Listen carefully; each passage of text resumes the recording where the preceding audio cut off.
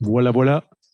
Je vous propose de reprendre nos réflexions et cette dernière table ronde va se centrer sur une question plus précise liée à l'exercice des droits et des libertés avec la question du vaccin et des tests. Donc, nous aurons plusieurs intervenants comme précédemment et je vais donner la parole pour commencer à Pierre Boutier, mandataire judiciaire, chercheur, enseignant, euh, pour les premières réflexions sur cette thématique. Mais pas enseignant-chercheur. Ah, pardon. Je te remercie, Jean-Philippe, mais pas enseignant-chercheur, je n'ai pas le statut. Qu'il n'y ait pas de confusion.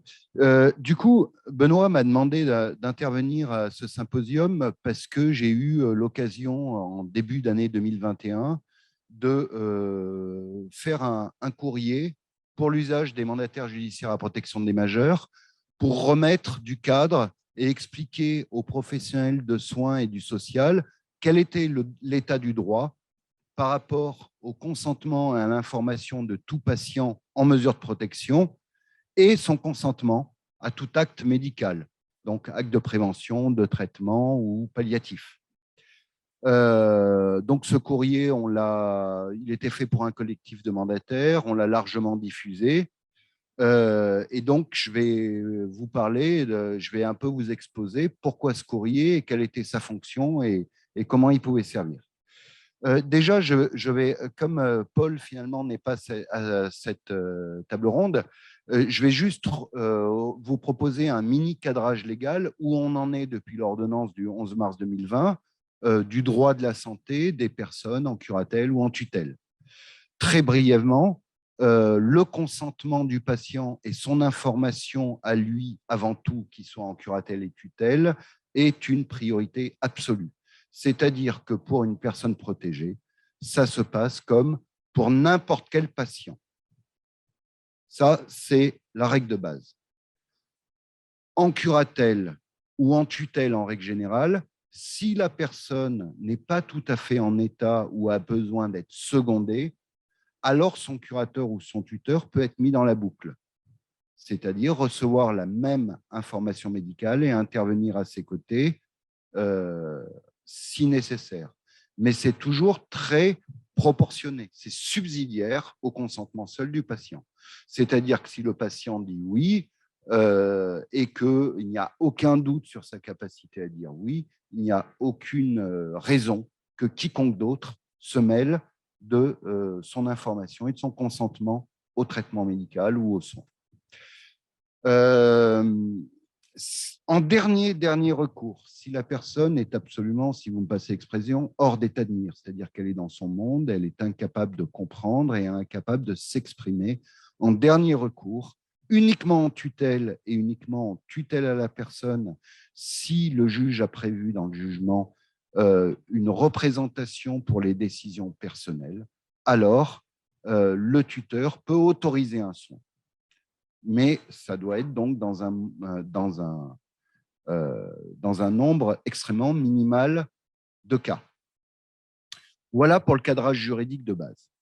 Donc, j'ai senti le besoin de faire ce courrier à destination des patients, des professionnels de soins de santé et du social, partant de deux observations générales qu'on fait depuis très longtemps.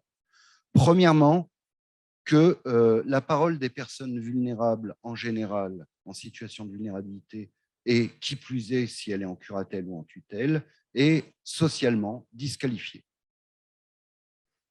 Deuxième observation, c'est-à-dire que quand une personne a des traits extérieurs de vulnérabilité, voire qu'elle a une mesure de protection, on va moins prendre au sérieux ce qu'elle dit et ses décisions. C'est une habitude socialement ancrée et observée. Deuxième observation, lorsqu'une personne en situation de vulnérabilité apparaît, et c'est encore pire, là encore une fois, si elle a une curatelle ou une tutelle, incidemment, tout le monde pense que quelqu'un est responsable d'elle et peut exprimer, dans le meilleur des cas, ce qu'elle veut à sa place, et dans le pire des cas, à sa place, ce qui est bon pour elle. C'est-à-dire même pas porter sa parole, mais porter la parole d'un autre pour elle. Donc, ça veut dire qu'il y a quand même cet implicite très socialement ancré que la personne n'est pas responsable d'elle-même, puisque quelqu'un d'autre est responsable d'elle. Première chose. Et deuxièmement, c'est que ce qu'elle va dire ne sera pas très sérieux et qu'il faut donc une validation de ce qu'elle va décider pour elle. Du coup, j'ai rédigé un courrier assez juridique pour expliquer exactement l'ordre du droit. J'ai fait ce choix en essayant de rendre intelligible un texte qui est extrêmement hermétique et complexe pour les non-juristes. Et il a été reproché à ce courrier par certains, et il a été beaucoup adopté, qu'il était justement très juridique, donc trop complexe. Et je vous assure que j'ai simplifié ce qui était déjà complexe. Pourquoi j'ai fait ce choix de l'entrée du droit? Parce qu'il me semble que le droit est d'abord un préalable, un point d'ancrage pour pouvoir poser des pratiques communes. C'est-à-dire que le droit doit mettre tout le monde d'accord. C'est la règle commune. Et donc, on part de là. Si on échappe au droit et si on ne part pas de ça, alors ce sont les valeurs personnelles, les réticences, la morale qui prend le pas. Donc, un regard général porté, alors pas systématique, mais quand même très ancré, sur les personnes en situation de vulnérabilité. Et c'est le quotidien d'ailleurs dans ma profession, c'est que les mandataires judiciaires à protection des majeurs autorisent des personnes à partir en couple en vacances, autorisent le vaccin annuellement pour la grippe, autorisent quelqu'un à partir en vacances ou à choisir des rideaux, j'exagère à peine. Donc, partant de cette disqualification assez générale, le droit permet à la fois de mettre tout le monde d'accord, comme point de départ. Après, on peut discuter. Après, il y a le programme libre. Mais la figure imposée, c'est les droits des personnes et les pouvoirs des uns et des autres, juridiquement reconnus. Deuxième idée en partant du droit, c'est qu'il me semble que c'est le préalable pour la reconnaissance de la capacité, du caractère de sujet de droit de toute personne, fût-elle vulnérable, fût-elle même en tutelle. Hein, avec toujours la confusion, tutelle, autorité parentale, substitut familial, etc. Bon, ça, c'est des choses qu'on connaît depuis très longtemps. Donc, ce courrier servait à ça. Et on l'a envoyé autant que possible avant que nous soit posée la question du vaccin ou des tests PCR à titre préventif. Et ça a été relativement efficace, puisque nous avons constaté ceux qui l'avons envoyé, et je me suis aperçu en fait qu'il a été utilisé, y compris par des collègues, enfin de nombreux collègues dont je n'ai pas eu de retour, donc je n'ai pas mesuré son impact. Mais ce qui a été quand même constaté sur un petit échantillon, c'est que ça a été très préventif, c'est-à-dire que nos partenaires du soin et du social savaient d'emblée ce qui était à faire. Et à titre personnel, on ne m'a pas demandé une seule fois, même en tutelle, même dans des unités renforcées ou fermées d'EHPAD, de consentir à la place de la personne. Mais c'est une observation qui ne vaut pas règle générale ou qui n'a pas plus de valeur qu'une simple observation située. Après ces observations, je crois que l'enjeu de l'information et du consentement est évidemment majeur, parce qu'il ne suffit pas de dire à quelqu'un « tu es capable de comprendre par principe et tu es capable de consentir » pour qu'il y ait une effectivité de cela. Et c'est là qu'est tout le piège des mesures de protection, et notamment la vision sociale de la tutelle, où il est considéré presque instinctivement que quelqu'un en tutelle doit passer sous l'égide de l'autorisation ou du bon vouloir de son tuteur pour qu'il soit fait quelque chose pour elle. Et j'aurais bien aimé être dans ces consultations où des personnes avec des grands troubles cognitifs ou psychiques, puisque tous les gens dont je m'occupe ont été vaccinés, pratiquement, en tout cas en établissement. J'aurais bien aimé pour voir comment le processus d'information et de recueil du consentement s'est opéré, parce que je crois qu'il y a là un enjeu majeur. Je vais le dire très concrètement. L'enjeu de l'information du médical et de la recherche, de l'expression, de la volonté, etc. Vous voyez bien que rien que dans la manière de formuler, si je vous dis, voulez-vous qu'on vous injecte un produit tout nouveau, dont on ne sait pas grand-chose sur le long terme, si ce n'est qu'on sent profondément que, a priori, le coût-bénéfice, avantage, inconvénient est bon.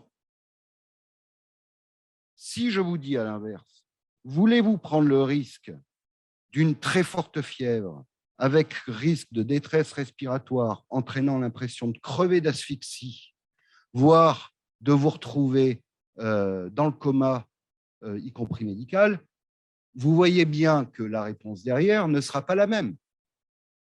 Alors évidemment, je prends des exemples extrêmes, mais je crois que là, nous travaillons l'enjeu de la professionnalité des mandataires justement sur comment on permet l'expression et comment on peut la recueillir en orientant le moins possible. Et vous voyez que rien qu'en technique d'entretien, si je vous prends deux exemples extrêmes, on n'obtient pas du tout la même chose.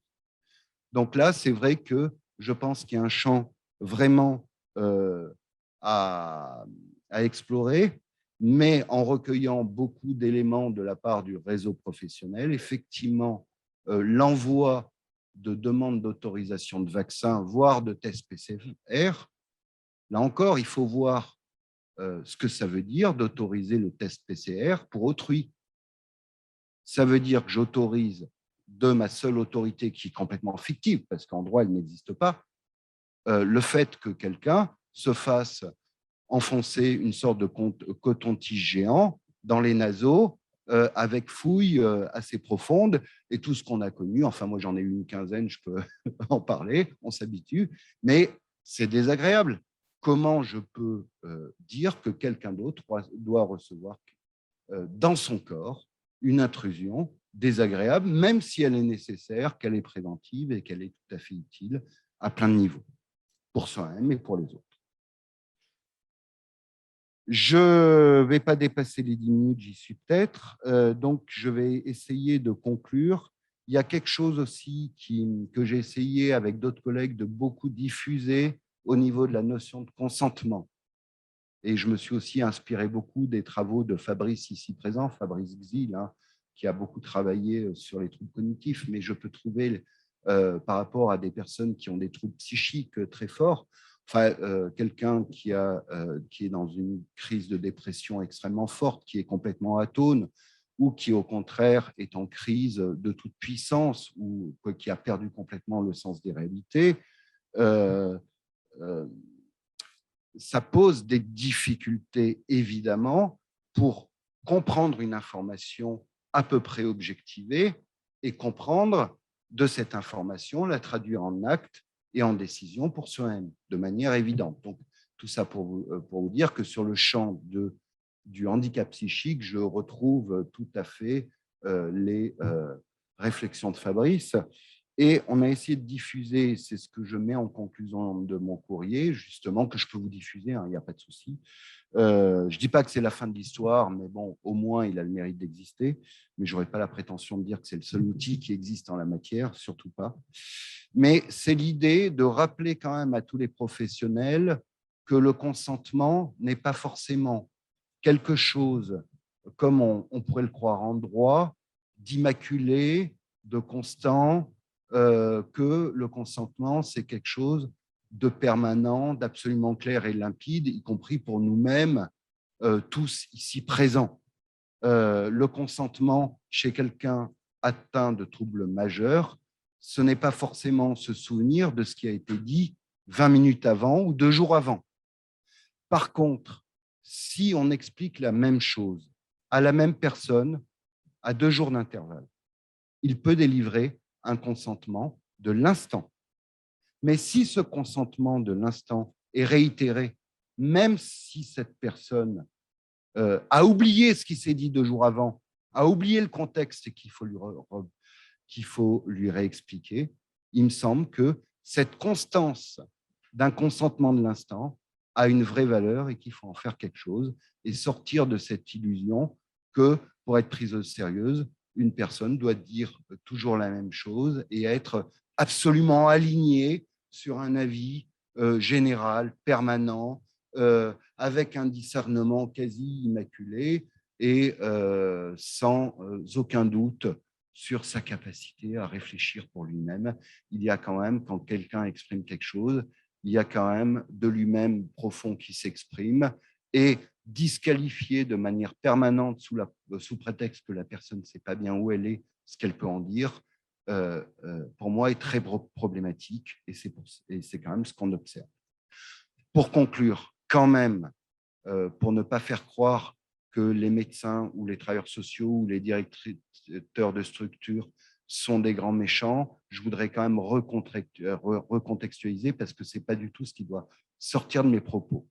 Je crois qu'il y a encore 2 fils à tirer ou 3 que je vais juste évoquer pour conclure. C'est d'une part, il ne faut pas négliger le traitement de masse absolument énorme qu'il y a pu y avoir pendant le Covid et qu'il y a toujours. C'est-à-dire que ces histoires de consentement, on doit obtenir le consentement de dizaines et de dizaines de patients, voire de centaines, les informer dûment, par écrit, par oral, recueillir, etc. Avec les moyens qui sont enfin apparus sur la scène publique, avec de l'hôpital public, qui sont enfin apparus sur la scène publique, mais non traités ou à la marge, mais cette réflexion doit être étendue à quasi l'ensemble du secteur social, médico-social, de la justice, etc. Donc ça, c'est la première remarque. Demander de faire de l'individualisation quand on demande de gérer et qu'on finance la gestion de la file active, qu'on soit dans le sanitaire, le social, la justice du quotidien, etc., c'est un petit peu un problème pour individualiser la prise en charge de l'information et le consentement. Le deuxième enjeu qui a déjà été évoqué, et je crois qu'il faut le reprendre avec force, c'est l'enjeu de la responsabilité professionnelle. Quand vous craignez d'être attaqué à tout instant, que vous soyez directeur de structure, mandataire judiciaire, médecin, etc., vous savez que s'il y a le moindre pépin, on va vous tomber dessus. Et si la responsabilité individuelle n'est pas traitée, n'est pas parlée, n'est pas anticipée, et avec les craintes de mal faire qu'ont tous les professionnels qui traitent ces choses-là dans l'urgence, eh bien évidemment, on va pérenniser ces pratiques qui relèvent du « on a un vieux, on a une personne handicapée, on a une personne dont l'esprit part à droite, à gauche sans cohérence », eh bien on va demander à un proche ou à un responsable, même fictif, même si ça n'est pas légal, on va lui demander, pour sauver les apparences et sauver notre responsabilité, on va lui demander de se prononcer pour autrui. Voilà, là-dessus, ce sur quoi je voulais conclure, et je suis désolé d'avoir un peu dépassé. Merci Pierre pour cette mise en perspective de la question du rôle du mandataire judiciaire et de la question de l'information et du consentement. Effectivement, il y aurait là vraiment quelque chose déjà à discuter et à travailler, mais bon, on va laisser la discussion pour la suite. Je vais passer la parole à Mouna Ramdani, qui est gériatre et qui donc va sans doute entrer dans cette question de l'information et du consentement par le biais des soignants. Je lui laisse donc tout de suite la parole. Donc, je vous fais un retour sur un article écrit avec le docteur Olivier Drunat, Nathalie Peterka et Anne Caron d'Église. Donc, la pandémie de Covid-19, elle pose de nombreux défis cliniques, dont celui de la vaccination. Et comme vous l'avez très bien dit, le consentement à la vaccination. Et donc, comment on peut évaluer ce consentement ? Donc, l'évaluation de la capacité à décider, elle fait partie intégrante de la compétence des médecins. Et elle permet aux praticiens de concilier l'autonomie du patient avec les bonnes pratiques et d'éviter la maltraitance. Une décision autonome, c'est une décision qui est prise de manière éclairée, avec une compréhension des alternatives et libre de toute pression extérieure. Cependant, si un patient ne peut pas décider de façon libre et éclairée, alors la bienfaisance et la non-malfaisance doivent primer. Les évaluations de la capacité à décider, elles mesurent l'habileté des patients à faire un choix intentionnel et compris. Une des manières d'évaluer la capacité à décider, c'est de pouvoir démontrer 4 compétences aux patients. Le choix, qui fait référence à la capacité d'exprimer une préférence, et ce de façon relativement stable dans le temps. La compréhension, qui fait référence à la capacité de transmettre les informations sur la maladie, les risques, les avantages de l'intervention choisie et les risques et les avantages des différentes solutions alternatives. Et l'appréciation, c'est la possibilité de la personne d'appliquer les informations à sa situation personnelle. Et cette aptitude, elle nécessite une bonne compréhension de la maladie et la capacité de pouvoir se projeter et anticiper comment sa vie va être affectée par son état et ce choix. Le raisonnement, lui, est intimement lié à l'appréciation. C'est la capacité de pouvoir expliquer comment la décision a été prise et quels en sont les facteurs importants. Donc, la plupart des médecins déterminent un niveau de capacité à décider en fonction de la gravité de la situation médicale. Le niveau d'évaluation requis pour apprécier la capacité à décider est atteint ou non un seuil.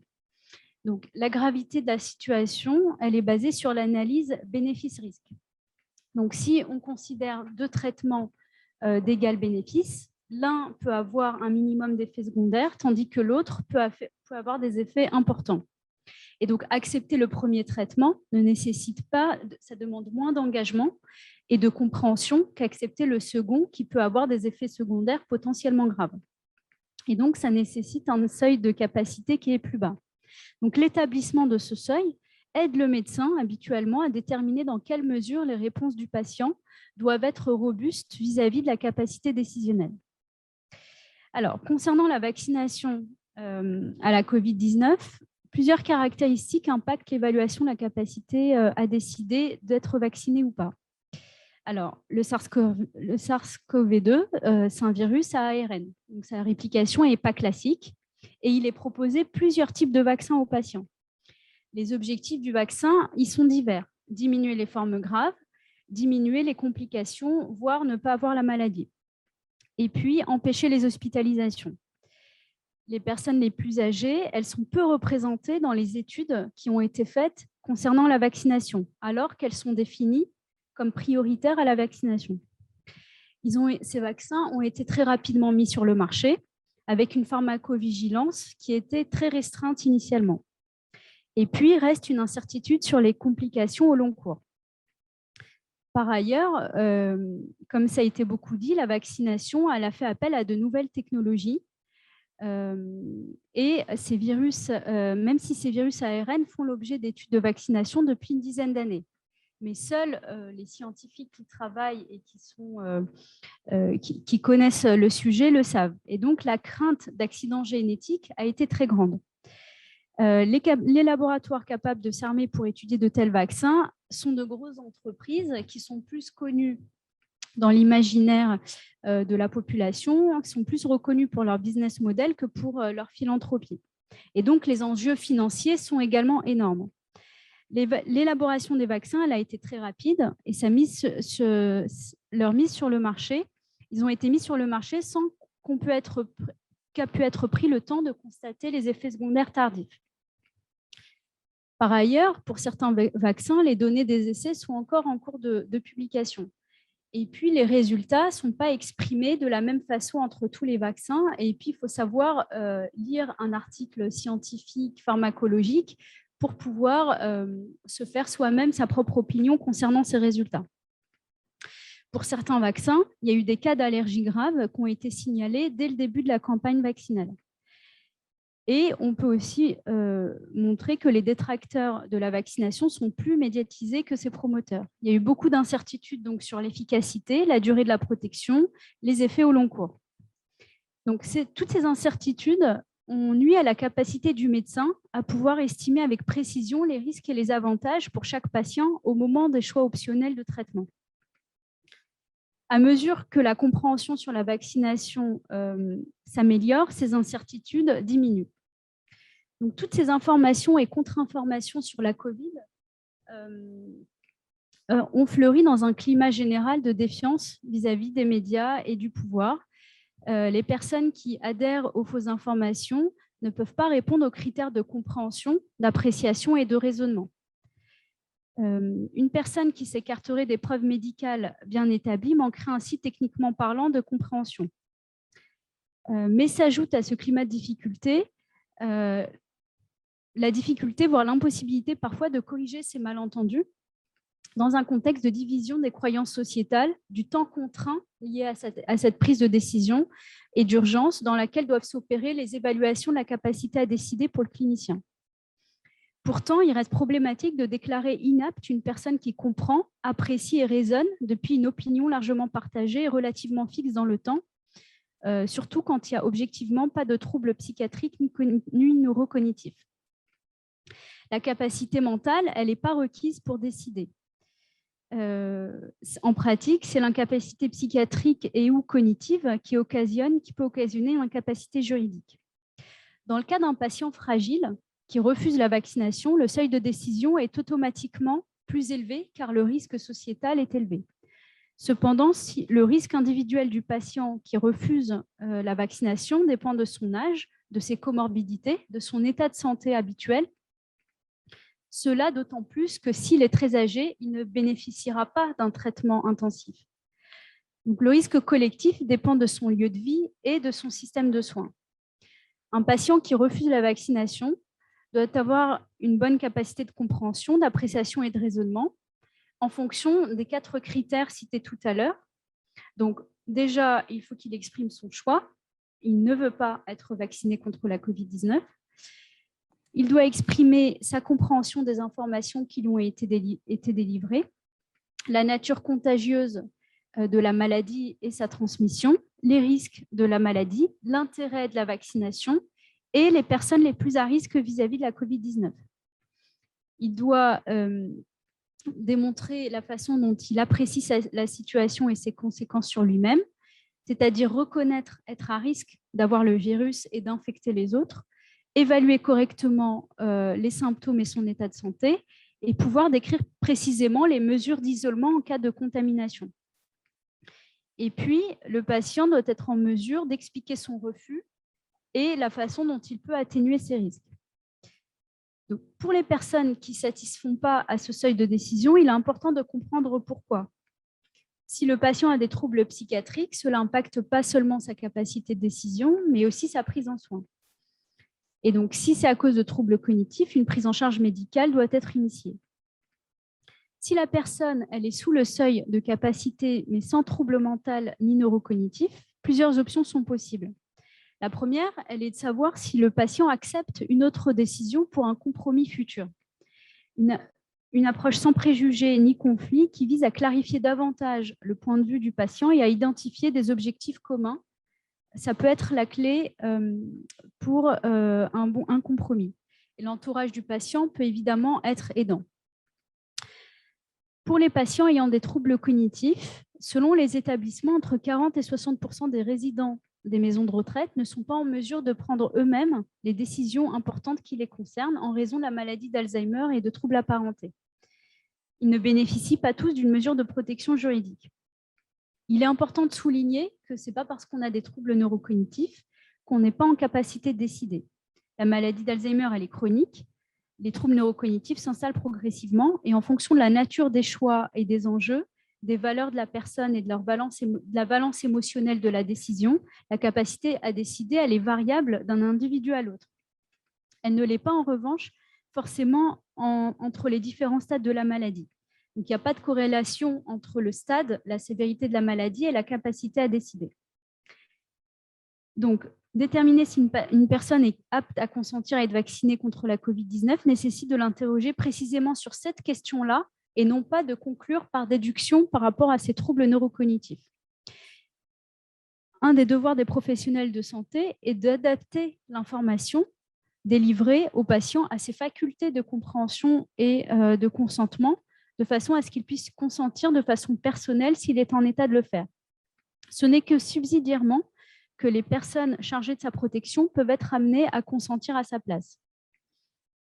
Donc, comme vous l'avez dit tout à l'heure, dans le cas d'une personne incapable de décider d'être vaccinée, 3 situations se présentent. Soit la personne fait l'objet d'une mesure de tutelle ou d'habilitation familiale à la représenter. La personne en charge de la mesure de protection, c'est-à-dire le tuteur ou la personne habilitée, ne peut représenter le patient pour consentir à la vaccination que si elle a été expressément investie par le juge des tutelles de la mission de représenter le patient en matière personnelle, c'est-à-dire pour prendre les décisions extra-patrimoniales. Et le consentement du majeur, y compris de celui sous mesure de protection juridique avec représentation relative à sa personne, doit être néanmoins obtenu s'il est apte à exprimer sa volonté, au besoin avec l'assistance de la personne chargée de sa protection. Lorsque tel n'est pas le cas, il appartient à la personne chargée de la mesure de protection juridique avec représentation relative à la personne de donner son autorisation à la vaccination en tenant compte de l'avis exprimé par la personne protégée, éventuellement avant l'altération de ses facultés et sa mise sous protection, c'est-à-dire en prenant en compte ses valeurs, par exemple, vis-à-vis antérieurement de son attitude par rapport à la vaccination en général. Ces mêmes principes sont applicables sous le mandat de protection future lorsque si et seulement si le mandataire a été investi par le mandat d'une mission de représentation du mandant en matière médicale. Si la personne en charge de la mesure de protection n'a pas été expressément investie par le juge des tutelles de la mission de représenter le patient en matière personnelle, elle ne dispose pas juridiquement du pouvoir de consentir à la vaccination en ces lieux et places. Seul le patient peut le faire. Il n'est pas possible de le vacciner s'il refuse. Il n'y a pas de situation d'urgence médicale ni d'obligation légale pour imposer l'acte médical. Donc, le seul prononcé d'une tutelle à la personne et au bien ou d'une habilitation familiale à représenter la personne en matière patrimoniale et extra-patrimoniale ne suffit pas à investir la personne en charge de la mesure de protection d'une mission de représentation pour consentir à des soins et notamment à la vaccination. Il est donc essentiel pour le soignant d'identifier le périmètre exact de la mission confiée en matière extra-patrimoniale par le juge des tutelles ou le mandat de protection future à la personne en charge de la mesure de protection, qu'il s'agisse d'un professionnel ou d'un membre de l'entourage du patient, afin de déterminer la procédure à suivre en vue de recueillir le consentement de ce dernier. Au-delà de l'aspect chronophage d'une telle vérification infligée à un secteur déjà sous tension, une telle obligation soulève des interrogations quant au respect de la vie privée du patient vulnérable. Le tuteur ou la personne habilitée pourront-ils communiquer l'intégralité du jugement pour justifier de leur mission ou devront-ils demander un extrait du jugement au greffe?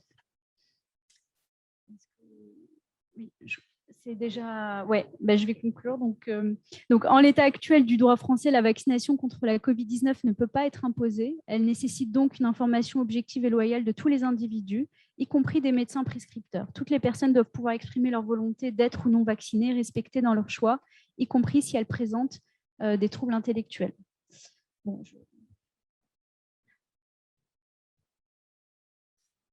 Merci beaucoup pour cette analyse tout à fait précise des différents cas de figure et des enjeux.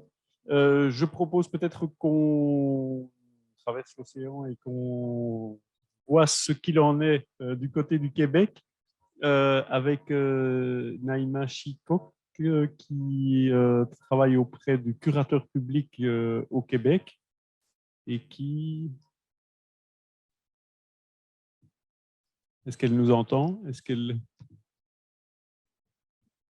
Oui, je vous entends. Merci.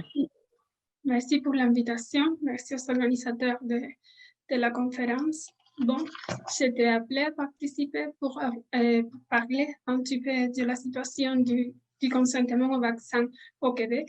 Pour une mise en contexte, je vais dire qu'il y a environ 70% de la population a été vaccinée. Donc, ils ont reçu au moins une dose du vaccin.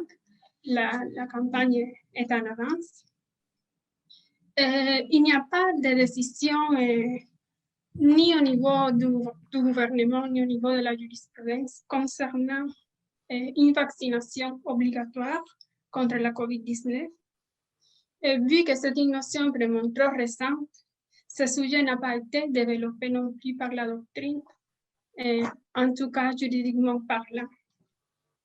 Mais il y a des questions qui se posent et vous savez vraiment encadrer la notion. J'avais j'avais prévu aussi d'en parler un petit peu de ça. C'est comme on avait tout compris que c'est une notion qui découle des soins de nature préventive dont le consentement personnel, éminemment personnel du patient est indispensable.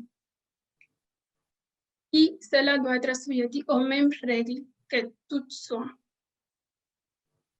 Ainsi, le législateur établit un principe d'ordre public: nul ne peut être soumis sans consentement à des soins.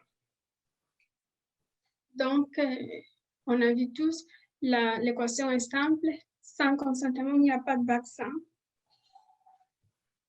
Mais au début de la campagne de vaccination au Québec, la priorité a été donnée à des personnes âgées et des personnes vulnérables vivant dans des centres de santé, des services sociaux. J'avais dit au début de mon intervention qu'il y a eu une absence de jurisprudence quant à la vaccination, mais j'aimerais porter l'attention sur un arrêt, une décision de la Cour supérieure du Québec qui a traité au moins collatéralement ce sujet. C'est la demandeuse, c'était une institution hospitalière visant à héberger une personne contre son gré après son refus catégorique à consentir au plan de soins proposé.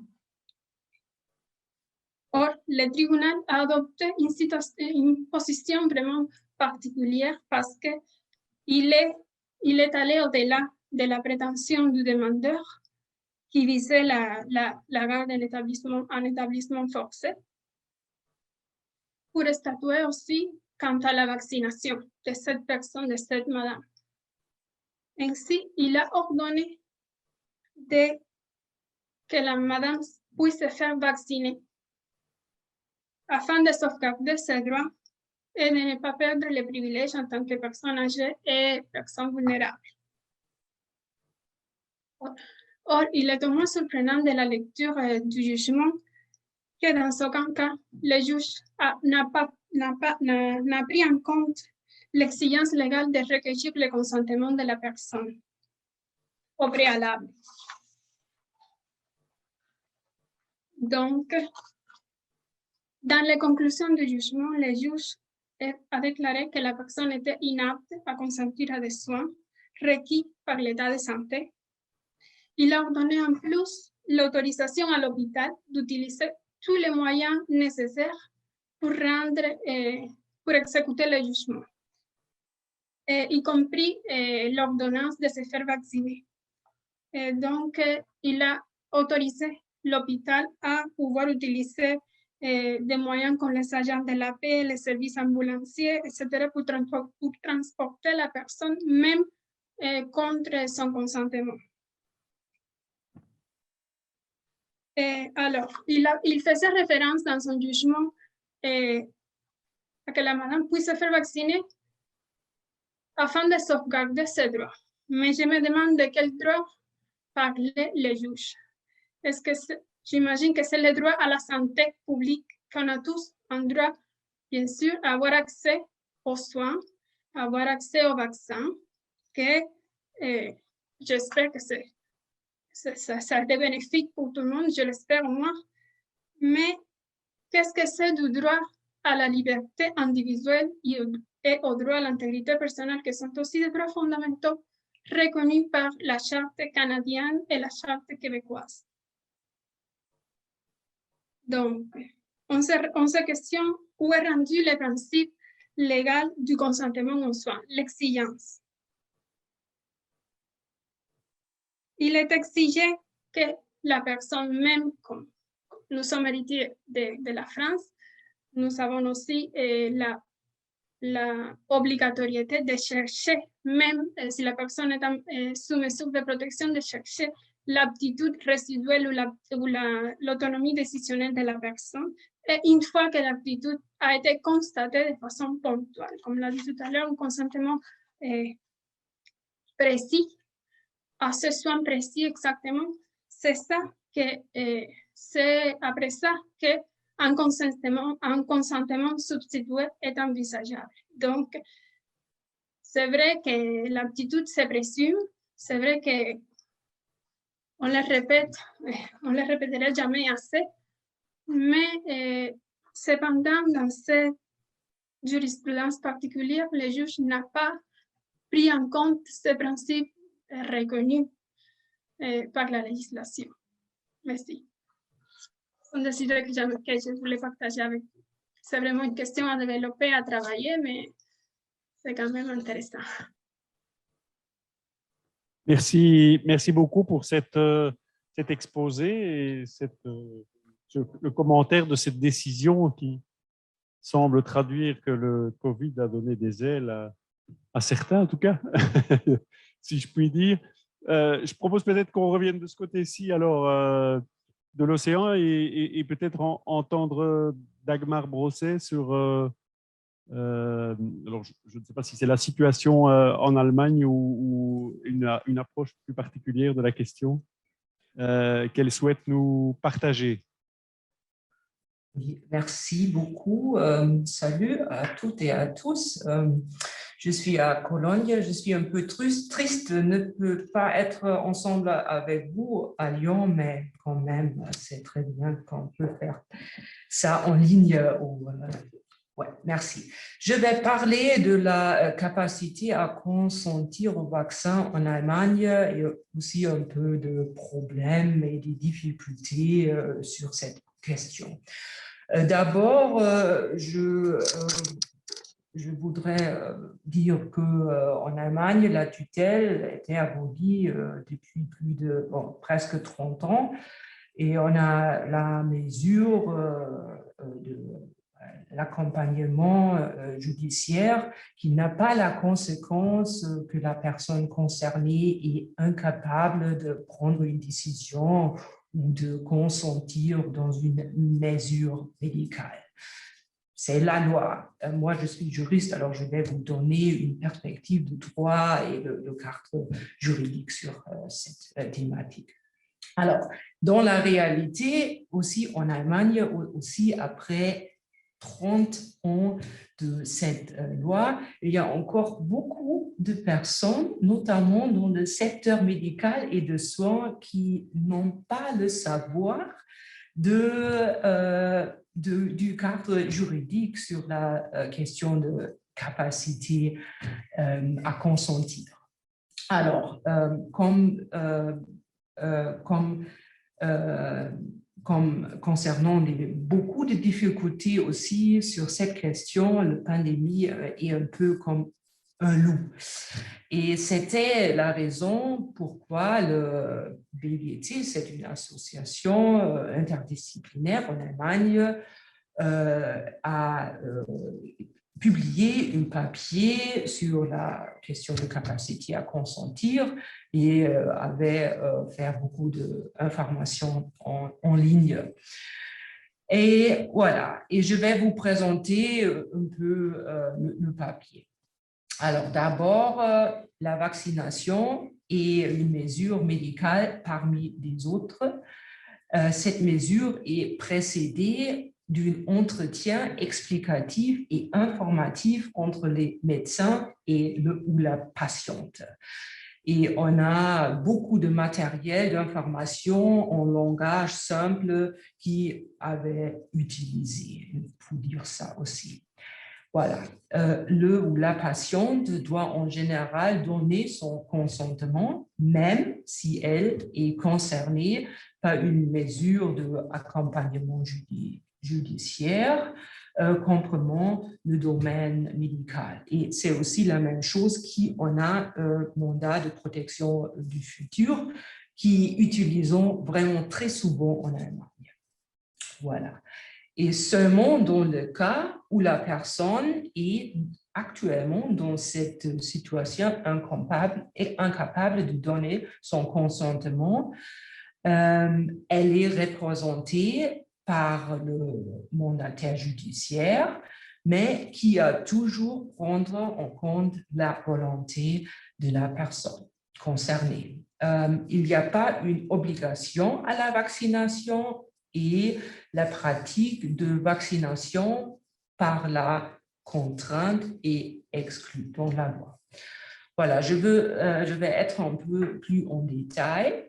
La vaccination, en général, repose sur un contrat de prise en charge concernant la prise en charge médicale du patient. C'est aussi le droit civil, dans le code civil. Le médecin est dans l'obligation d'informer la patiente avant l'exécution de la mesure médicale afin d'obtenir son autorisation préalable et doit obtenir son consentement. C'est réglé aussi dans le code civil. Si la patiente est actuellement incapable de donner son consentement, le médecin doit obtenir le consentement du représentant dans la mesure où la patiente n'est pas déjà pris des dispositions autorisant ou interdisant la mesure par le biais d'une directive anticipée relative aux mesures médicales au sens du loi. Dans les derniers cas, les personnes autorisées à exercer la représentation juridiquement de la personne concernée, bien sûr, doit être informée. On part du principe qu'une personne majeure est en mesure de donner son consentement. En cas de doute, il est nécessaire de vérifier si le discernement et le jugement du patient sont à exclure par la mesure concrète concernée, alors la vaccination dans ce cas, ni l'existence d'un diagnostic spécifique ou la mise en place d'une mesure d'accompagnement juridique, y compris compromettant des prérogatives relatives au domaine médical, ne justifie en soi le constat que le patient ne soit pas en mesure de donner son consentement. Les vaccinations est à l'encontre de la volonté du ou de la patiente ne peuvent être exécutées, même si le accompagnateur juridique a donné son accord. La fonction de l'accompagnateur juridique consiste à aider ou assister la personne accompagnée dans sa prise de décision relative à la vaccination et, le cas échéant, à la représentant si nécessaire. Cet accompagnement doit tenir compte des souhaits ou de la volonté présumée de la personne concernée si ceux-ci peuvent être exprimés. La volonté présumée se réfère concrètement à la question de savoir si la personne concernée aurait donné son consentement à la vaccination dans le cadre actuel de la pandémie pour un vaccin conseillé par les autorités sanitaires. L'accompagnateur judiciaire est dans l'obligation s'entretenir en personne de cette question précise avec la personne concernée. L'accompagnateur judiciaire peut donner son consentement pour une vaccination dans le cadre de l'exercice de son pouvoir de représentation de la personne concernée si la personne concernée est, comme j'ai déjà dit, incapable de donner son consentement. Voilà. Avant de faire usage de son pouvoir de représentation pour la prise de décision, l'accompagnateur judiciaire est dans l'obligation d'essayer de soutenir la personne concernée dans sa propre prise de décision. Par exemple, avec des matériels ou des autres matériels pour les opérations. Dans le cas où un accompagnateur judiciaire consent à la vaccination d'un vaccin recommandé par les autorités sanitaires dans l'exercice de la représentation juridique de la personne concernée, la personne concernée n'est en règle générale pas exposée à un danger particulier lié à la vaccination en tant que tel. De cette manière, le consentement donné par son accompagnateur judiciaire n'est pas soumis à une autorisation supplémentaire du tribunal relative aux affaires d'accompagnement judiciaire. Des exceptions sont possibles si le cas échéant, la vaccination de cette personne serait dangereuse en raison de son état de santé actuel. Un médecin doit juger de cette situation les cas échéants. Dans le cas où l'accompagnateur judiciaire refuse de donner son consentement relatif à la vaccination recommandée par ce refus peut être soumis à une autorisation supplémentaire. Si la personne concernée est exposée à un danger considérable du fait de la non-vaccination. En vertu d'une règle de code civil, cette autorisation supplémentaire n'est pas indispensable. S'il y a consensus entre l'accompagnateur et le médecin au sujet de la volonté de la personne concernée, ce qui devrait être le cas en pratique. Le principe précédent s'applique également au testing du COVID-19, implique un examen physique. Les principes précédents sont transposables pour les personnes détentrices de mandat de protection future, habilitées à prendre des décisions dans le domaine médical.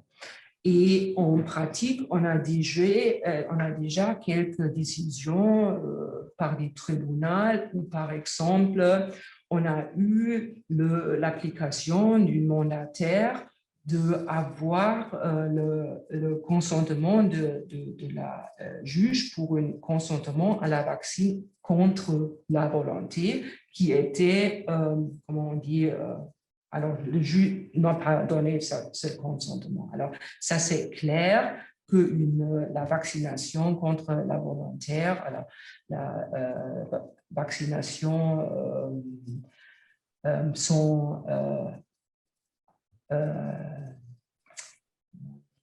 la vaccination par la contrainte est exclue. Alors, les tribunaux ont dit ça aussi en pratique. Et on avait aussi des cas quand le mandataire était contre la vaccination parce qu'il n'a pas...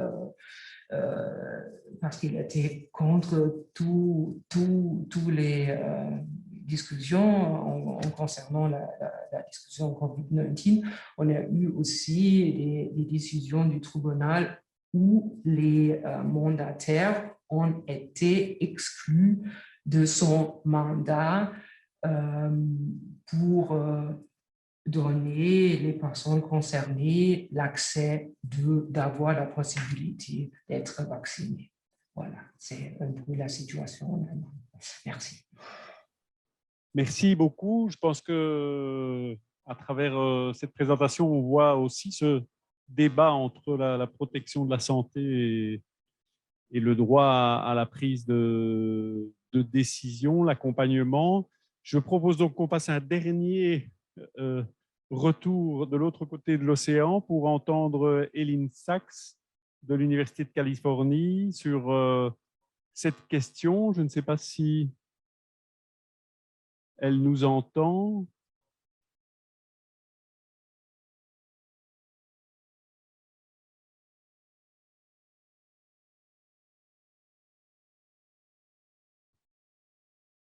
Allô? Eileen Sachs? Are you with us? I don't know. Can you hear me? Okay. Perfect.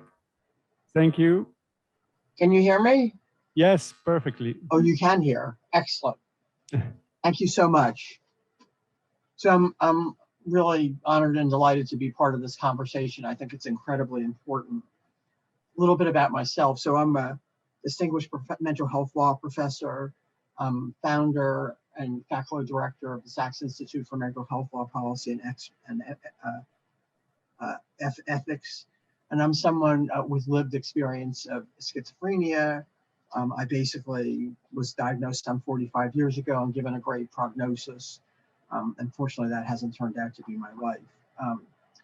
I do say that because I want to point out that I just know how denial of choice can be very toxic and lead to less ability to make choices. It's the kind of thing that we need to practice, making choices, making good choices. Okay, so in certain, I'm actually going to take positions that are somewhat different from some of the things that have already been said. And in certain circumstances, we do require people to get vaccinations. For example, kids have to get polio shots, measles and mumps vaccinations, and can't go to school without them. Another example is people have to get TB vaccinations, and if they don't, they can't leave their homes. There is some choice here because you can say, well, okay, I don't want a TB vaccination, so I will quarantine at home, or I don't want my kids to have to get these vaccinations, so I will homeschool them. So the first question is whether the COVID vaccination has an equivalent risk-benefit ratio as these other ones. If they're indeed similar, then arguably consent is irrelevant, largely irrelevant, because you can require the vaccine without consent. On the other hand, if people are allowed to refuse vaccinations, the capacity would seem to be important. Someone says he's refusing because though he would love to take the vaccination, a voice is telling him it will cause a nuclear explosion. So I think we shouldn't honor the choice of someone who clearly lacks ability to make choice.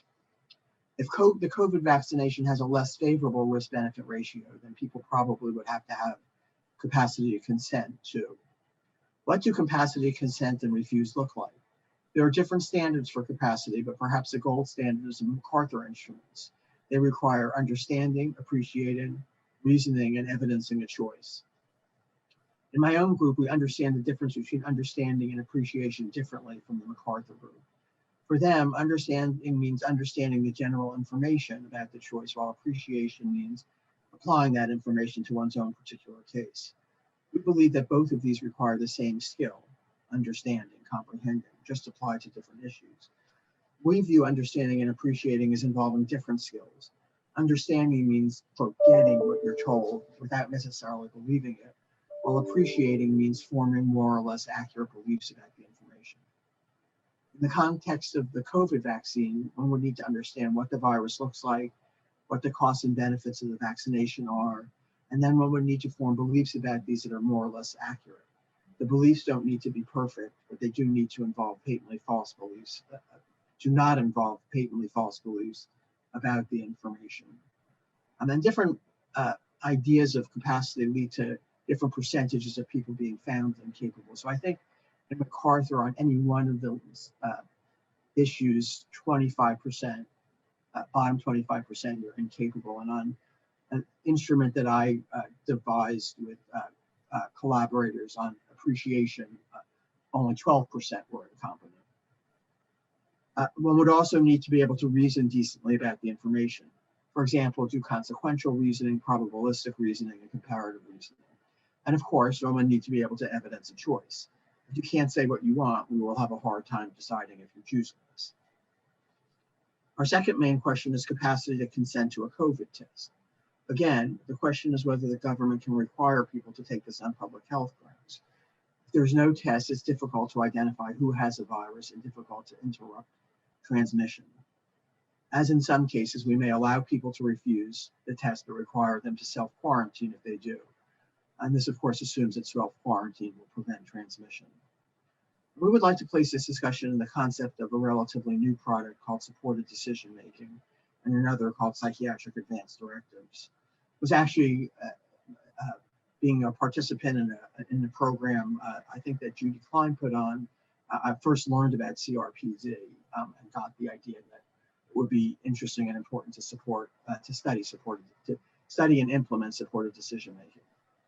With SDM, instead of finding someone incompetent and appointing a guardian to make a decision, we ask the person to name important people in their lives to help them make decisions. In one of our studies of SDM, we look at 4 medical centers, and within these, whom people choose as their supporters, why, their satisfaction with the decision-making process, and then downstream effects on quality of life, like more independent living and independent working. Our second study looks at SDM in several different counties in California, including urban and rural, large and small, wealthy and poor. We look at the same issues as in the first study, but also at PADS.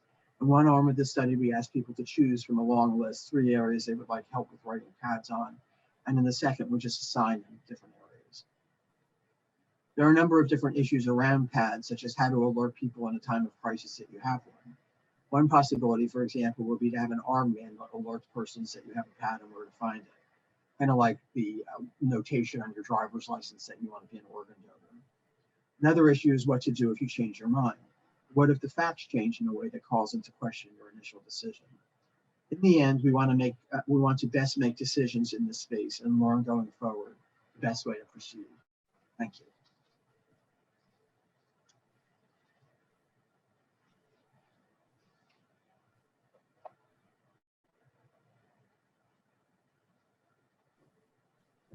You guys hear me? Yes, yes. Thank you very much for your presentation.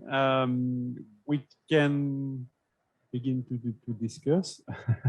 Your presentation show very well that this process is very complex as the other presentation.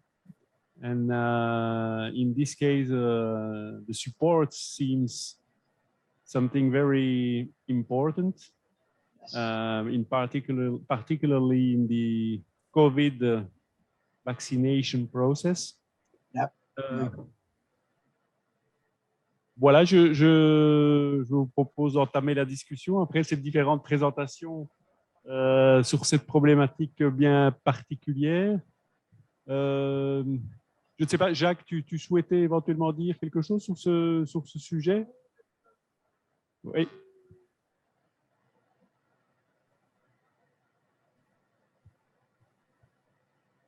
J'ai appris pas mal de trucs côté droit avec les curateurs, tout ça, pour que j'en ai un. C'est que, on va dire, mais écoute, comment j'ai passé aux US en 2013, il avait dit, à chaque fois, j'ai des trucs médicaux à passer, il fallait ma tutrice ou d'autres son accord.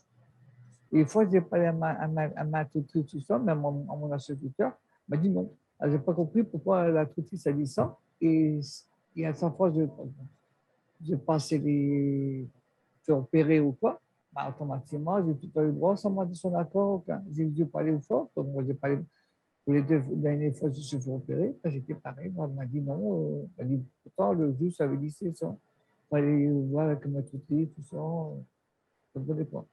Et je demandais à un autre, vous disiez, les seuls sous tutelle, automatiquement, il a droit sur votre vaccination. C'est qu'automatiquement, il ne trouve pas en vaccination aussi. Donc, automatiquement, s'il est sous tutelle, au signer, c'est dur, non?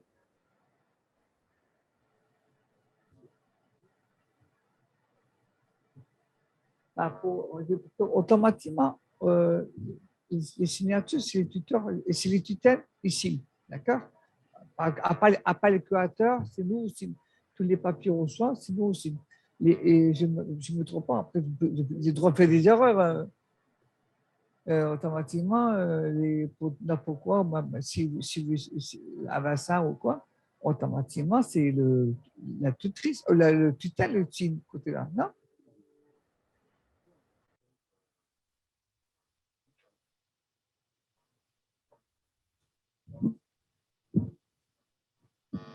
En tutelle, il y a un pouvoir de représentation, c'est-à-dire de signer à la place de la personne pour un certain nombre de choses, notamment ce qui concerne la gestion, les contrats et les finances.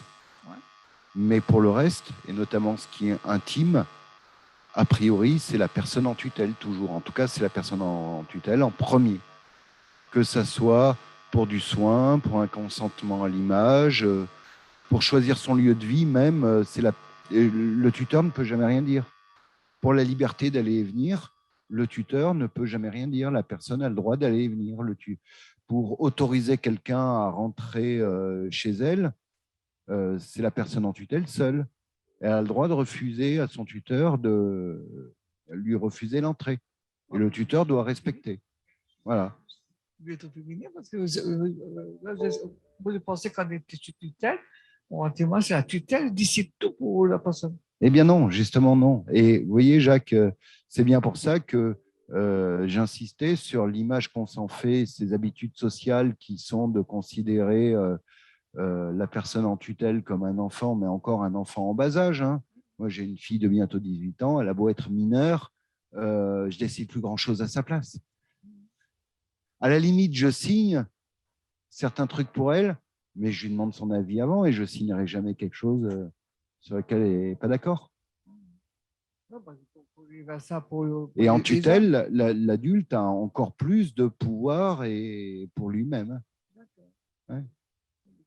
Mais vous voyez, même vous qui connaissez quand même bien dans votre chair ce genre de choses, vous êtes persuadé qu'un tuteur peut signer pour tout. Alors vous imaginez, j'en pas bien documenté, pour ça je parlais d'habitudes sociales ancrées. Non, moi je connais tout, on va dire, côté acteur, tout ça.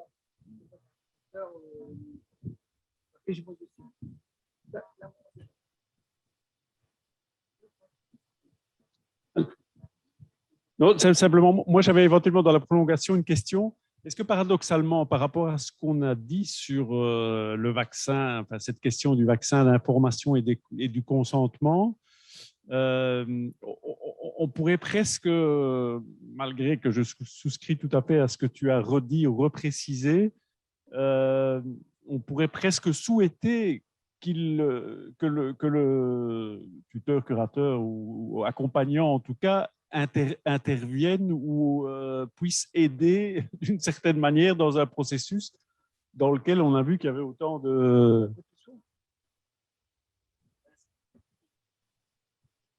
Alors, c'est une excellente question, vraiment, Jean-Philippe, et c'est un point crucial, je crois, de mes engagements et de ceux des collègues, c'est que dans l'idée, pourquoi pas le tuteur, le curateur qui aide à la formation du consentement? C'est sympathique, on est censé bien connaître la personne, donc on n'est pas trop mal placé.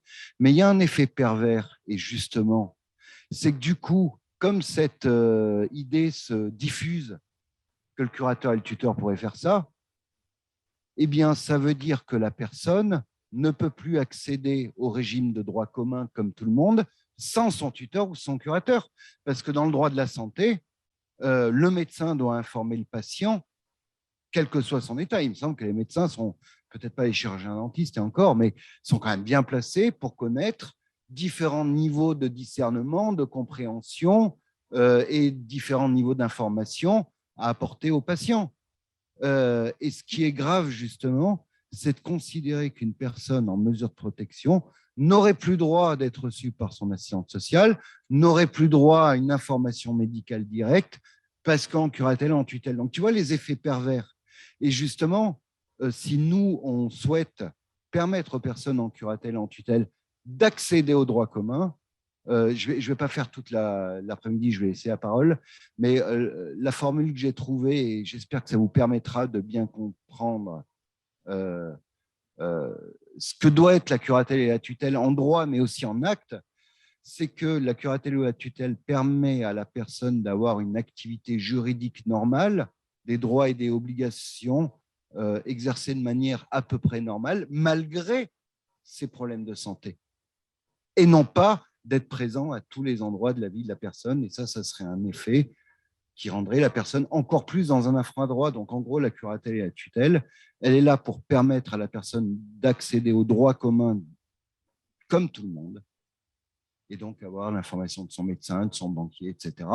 Et j'allais dire au reste du monde d'apprendre un petit peu à avoir moins peur du grand âge ou de la maladie psychique, et que finalement on peut leur en parler, et pas forcément comme à un enfant, en élevant la voix, en épelant chaque mot. Enfin oui, tu vois, c'est ces manières de parler qu'on voit beaucoup sur le terrain et qui gênent tout le monde. J'ai affaire à un fou, j'ai affaire à un vieux, qu'est-ce que je fais, mon Dieu? Il n'y a personne qui est responsable de lui. Enfin voilà, si vous voulez que j'en rajoute dans la caricature, mais c'est ce qu'on voit quand même, et je vois les regards entendus de collègues qui ne font pas le même boulot que moi, mais qui ont les mêmes impressions, je pense, Sylvie. Bah oui, voilà, donc la présence du curateur et du tuteur, je suis contre tout le temps, justement pour permettre à la personne.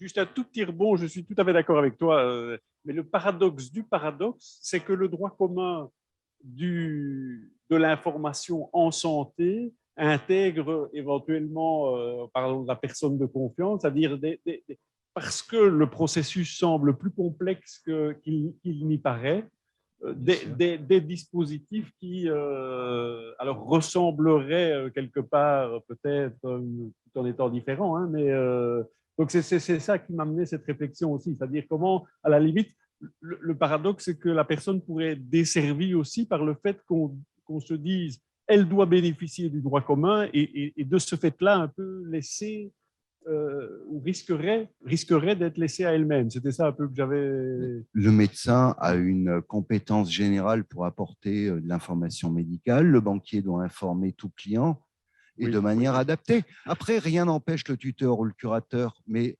dans l'intimité de la relation, de reprendre ça avec la personne.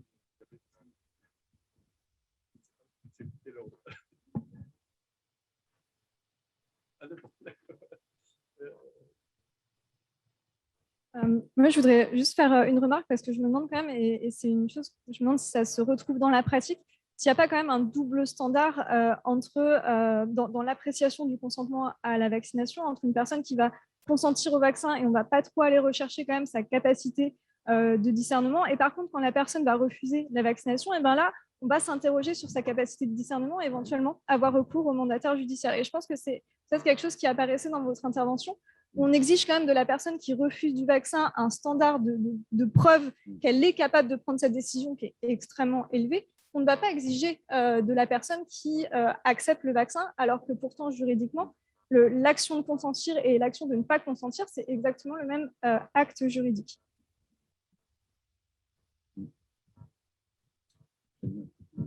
Alors, pour la première fois depuis 6 ans, je suis en désaccord partiel avec Pierre Boutier, mais ce n'était pas de ça dont je voulais parler, mais je pense que le tuteur pourrait aussi, si on est dans une logique article 12, être dans une logique d'assistance et d'aide au consentement, mais là, je pense que il faut y aller précisément.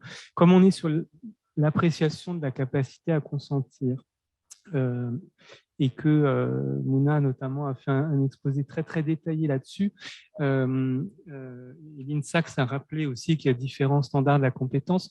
Moi, ça me rappelle la discussion où beaucoup d'entre vous y étiez en 2015, quand Paul Applebaum est venu présenter ses outils d'appréciation des capacités décisionnelles et où il a présenté notamment ces 4 critères que vous avez rappelés. Et je trouve que l'exemple de la vaccination, il les place sous un nouveau jour parce qu'il montre exactement ce que vous venez de dire. C'est que moi, c'est les critères auxquels je me suis beaucoup intéressé, que j'ai beaucoup défendu. Mais si on reprend les différents critères, en gros, il dit, bon, pour être reconnu apte à prendre une décision pour soi vis-à-vis du vaccin, il ne faut pas seulement être capable d'exprimer un choix, c'est-à-dire d'exprimer une préférence. Il faut 3 autres choses. Il faut comprendre les informations qu'on vous donne sur votre situation, les mettre en rapport, appréciation avec votre propre situation et apprécier à peu près les conséquences prévisibles de la vaccination et de la non-vaccination. Alors, c'est déjà rajouter 3 exigences qu'on ne demande pas aux autres personnes. Après, je trouve que l'exemple de la vaccination sur l'information, il est très intéressant parce que quand on évalue la capacité de consentir à des soins, ou à une recherche, l'information qu'on donne, elle est relativement standardisée. L'information qu'on donne par rapport au vaccin Covid, selon que vous êtes le 15 décembre 2020, le 1er janvier 2021, le 31 janvier 2021, les informations, elles ont beaucoup bougé. Moi, je vous ai trouvé un peu dur, Mouna, sur les incertitudes. Enfin, ça dépend, parce que votre article, vous l'avez écrit en décembre. Donc, effectivement, à ce moment-là, on se questionnait. Mais qu'est-ce qu'on considère que le patient doit comprendre, que la personne, en l'occurrence, doit comprendre du vaccin et de son efficacité quand il y a autant de débats sur justement cette efficacité-là? On lui demande de reformuler avec ses propres mots ce qui lui a été dit. Et c'est pour ça qu'on vous avait parlé d'information objective et loyale. Loyale, je suis d'accord, mais objective me questionne. Est-ce que c'est peut-être plus transparente ou honnête? Et donc, je trouve que non seulement, voilà, Appelbaum rajoute des critères qu'on ne demande pas aux autres, et puis cette notion d'information, là, on a un bon exemple quand même où ça coince un petit peu. Et vous, dans votre exposé, vous avez rajouté un critère supplémentaire. Vous avez ajouté, pour moi, c'est Buchanan et Brooke, qui, grosso modo, disent non seulement, et là, ça fait la disjonction entre ceux qui acceptent et ceux qui refusent, vous devez prendre en compte, outre ces 4 critères, information, appréciation, raisonnement, choix, les risques spécifiques liés à ce choix-ci, au fait de ne pas être vacciné ou au fait d'être vacciné. Et si les risques sont importants, alors on peut peut-être exiger de vous plus de capacité si vous refusez le vaccin que si vous l'acceptez. Et moi, personnellement, j'ai trouvé que les conditions que vous mettiez pour être reconnu apte à refuser me semblaient mais vraiment disproportionnées. Là, je trouvais que c'était quasiment personne ne pouvait, enfin moi en tout cas, parmi les critères que vous avez posés pour pouvoir dire non et être reconnu apte à dire non, moi je ne les remplis pas, c'est sûr, ni le 15 janvier, ni le 15 décembre, ni le 1er janvier. Le 31 janvier peut-être, je commence à avoir quelques petits éléments, mais je trouvais que les patients qui acceptaient la vaccination, vous leur demandiez peu, et les patients qui refusaient, vous leur demandiez vraiment beaucoup. Et du coup, ça interroge quand même sur ces standards de l'évaluation Appelbaum, et puis cette version encore un peu renforcée par Buchanan et Brooke qui rajoute la dimension du risque et qui exige encore davantage dans certaines circonstances. Ça questionne quand même sur ces instruments, et je trouve que ça fait beaucoup d'écho avec les échanges assez vifs qu'il y avait eu suite à son intervention. Et ça fait écho aussi à ce que disait Paul tout à l'heure. Est-ce que ce qu'on attend des personnes, et là dans le droit français, il faudrait quand même voir, est-ce qu'on attend une aptitude à exprimer sa volonté, et souvent le droit dit une aptitude à exprimer valablement sa volonté, introduit la notion du discernement. Donc, qu'est-ce qu'on exige? Et je trouve que le flou là, dans lequel on est en France actuellement va donner lieu à une variabilité d'approche vraiment problématique, et moi, ça me semble qu'il faudrait essayer de le fixer, parce que selon le standard d'appréciation qu'on retient, les pratiques vont être très, très différentes, et la façon de reconnaître quelqu'un apte à décider pour lui-même va beaucoup, beaucoup varier. Après, il y a toute la question de savoir qu'est-ce qu'on fait quand quelqu'un est reconnu inapte à décider, qu'est-ce qu'il faut pour vacciner ou pas, mais qui a été extrêmement bien décrit, notamment par Dagmar Brozet, donc je ne vais pas y revenir, mais il me semble qu'après ce nouveau cadre, elle a introduit par l'ordonnance du 11 mars 2020 qui met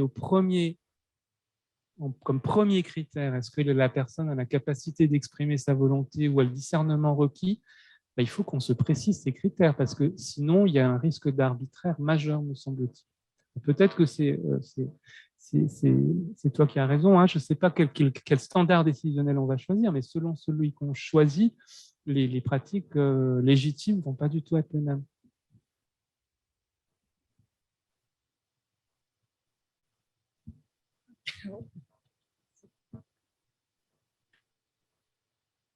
Merci. Je me permets de réagir rapidement aux 2 dernières interventions donc de Marie et de Fabrice, parce que c'est vrai que votre exposé me faisait réagir aussi. Cela dit, je tiens à souligner que le pire probablement, parce que je viens du droit médical et donc ce sont des questions qui m'intéressent beaucoup, et je tiens à souligner que le pire est probablement de penser que l'évaluation de la capacité, c'est quelque chose de simple. Et donc, voilà, il faut que des praticiens se saisissent de cette question et la décortiquent. Mais évidemment, ça appelle d'autres questionnements. Et c'est vrai que ce qui m'a frappée quand je me suis intéressée en tant que juriste à la question de l'évaluation des capacités, c'était que ça ça m'a beaucoup enthousiasmé, toutes ces grilles de lecture, mais finalement, je trouvais que ça générait quelque chose que j'appellerais comme une double peine, parce qu'en réalité, Marie parle de double standard, et dans le cas de la vaccination, je dirais même que le cas de la vaccination de la Covid a finalement été le symptôme d'un double standard qui existe en permanence par rapport à certaines catégories de patients. C'est-à-dire, il y a un double standard, il y a les patients qu'on évalue et les patients qu'on n'évalue pas.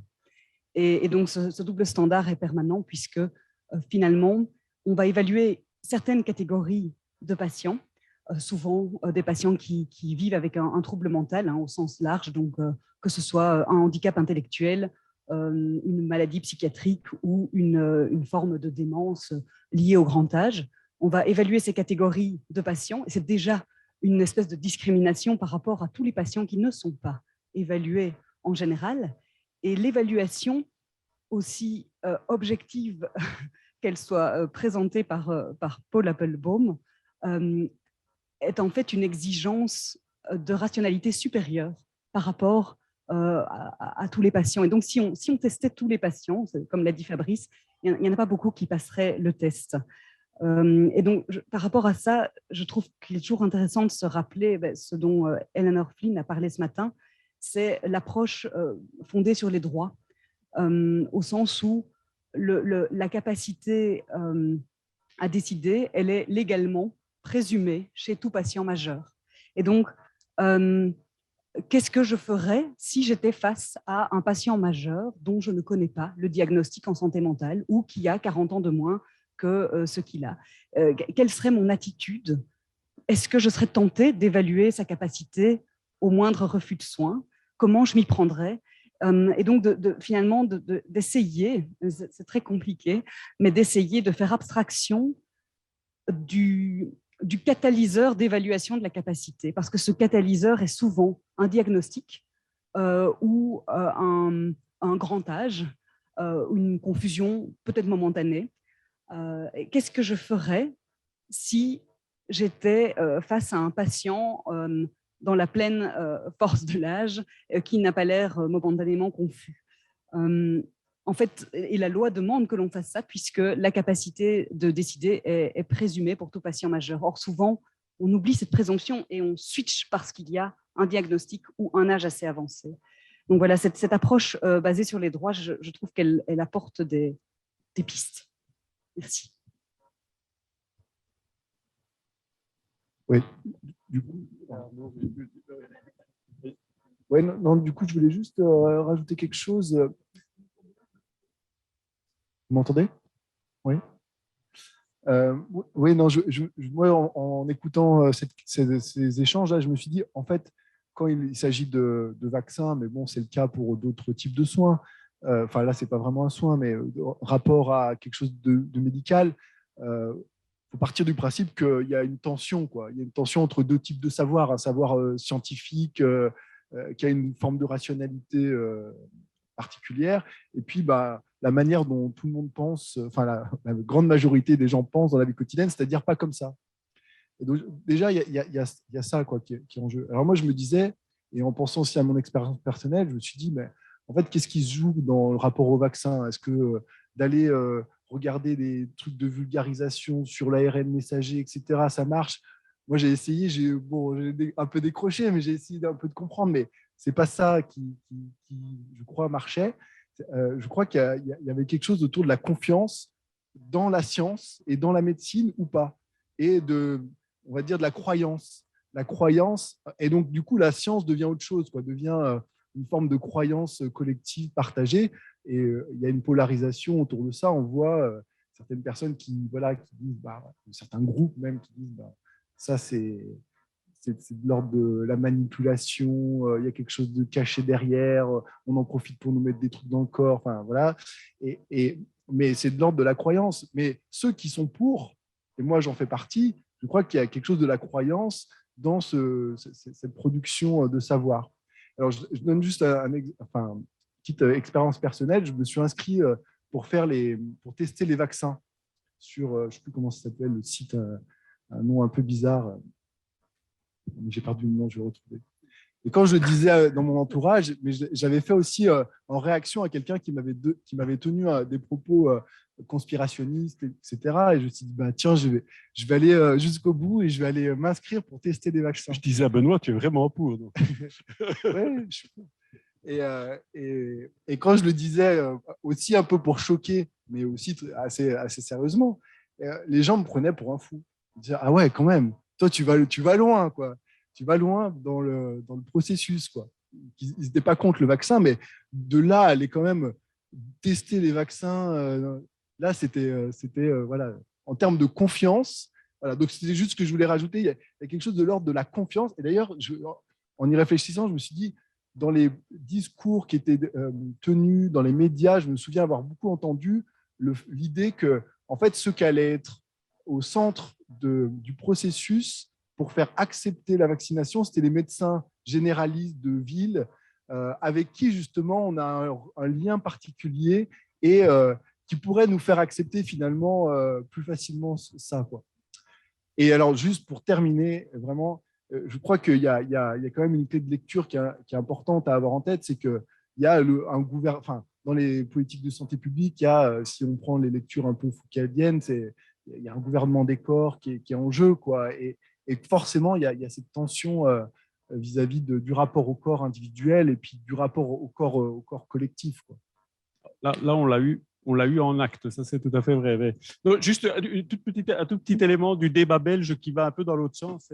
En Belgique, il y a eu un débat intéressant parce qu'il y a quelques juristes ou en tout cas quelques personnes qui participent à la campagne de vaccination qui ont inventé le concept de majorité médicale à 16 ans pour permettre aux personnes, aux jeunes de 16 ans de décider sans avoir à en référer à leurs parents de se faire vacciner, comme quoi les choses peuvent aller dans un sens ou dans un autre. Alors que dans le droit, ça a fait un petit débat entre les juristes, alors que dans le droit, il n'y a absolument pas cette notion.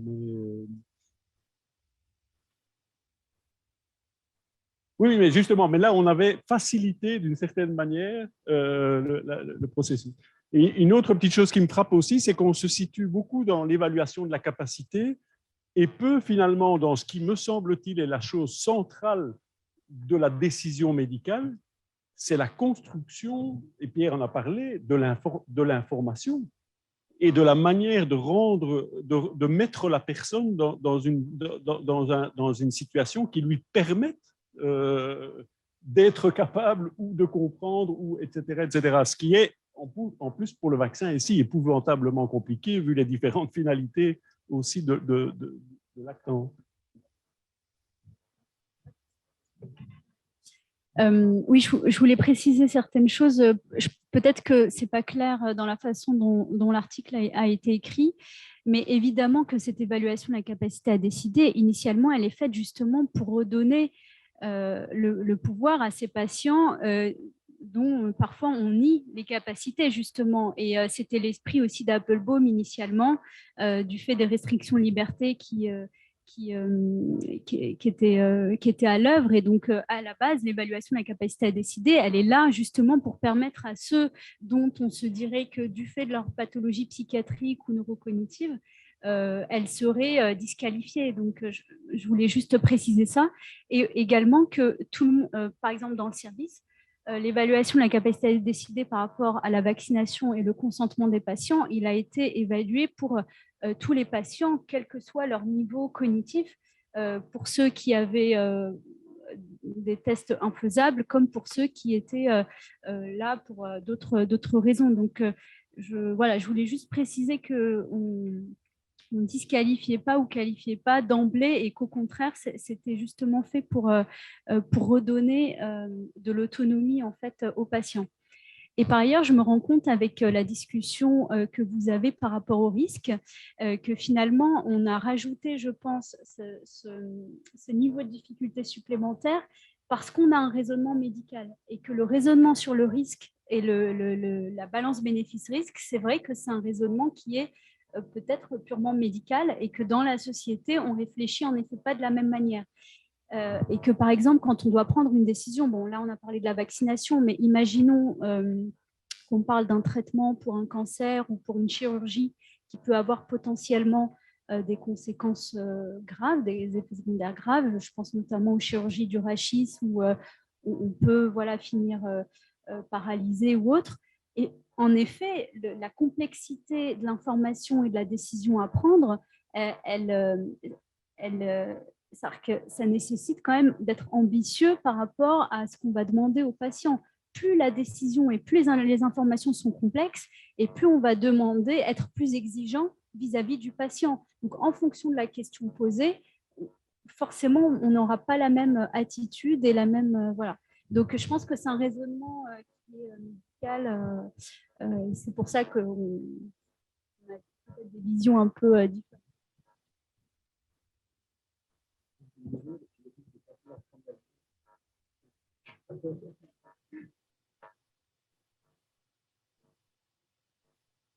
Non, mais je trouve, disons, l'intervention d'Arnaud m'a plongé aussi sur comment ça s'était passé le vaccin pour moi.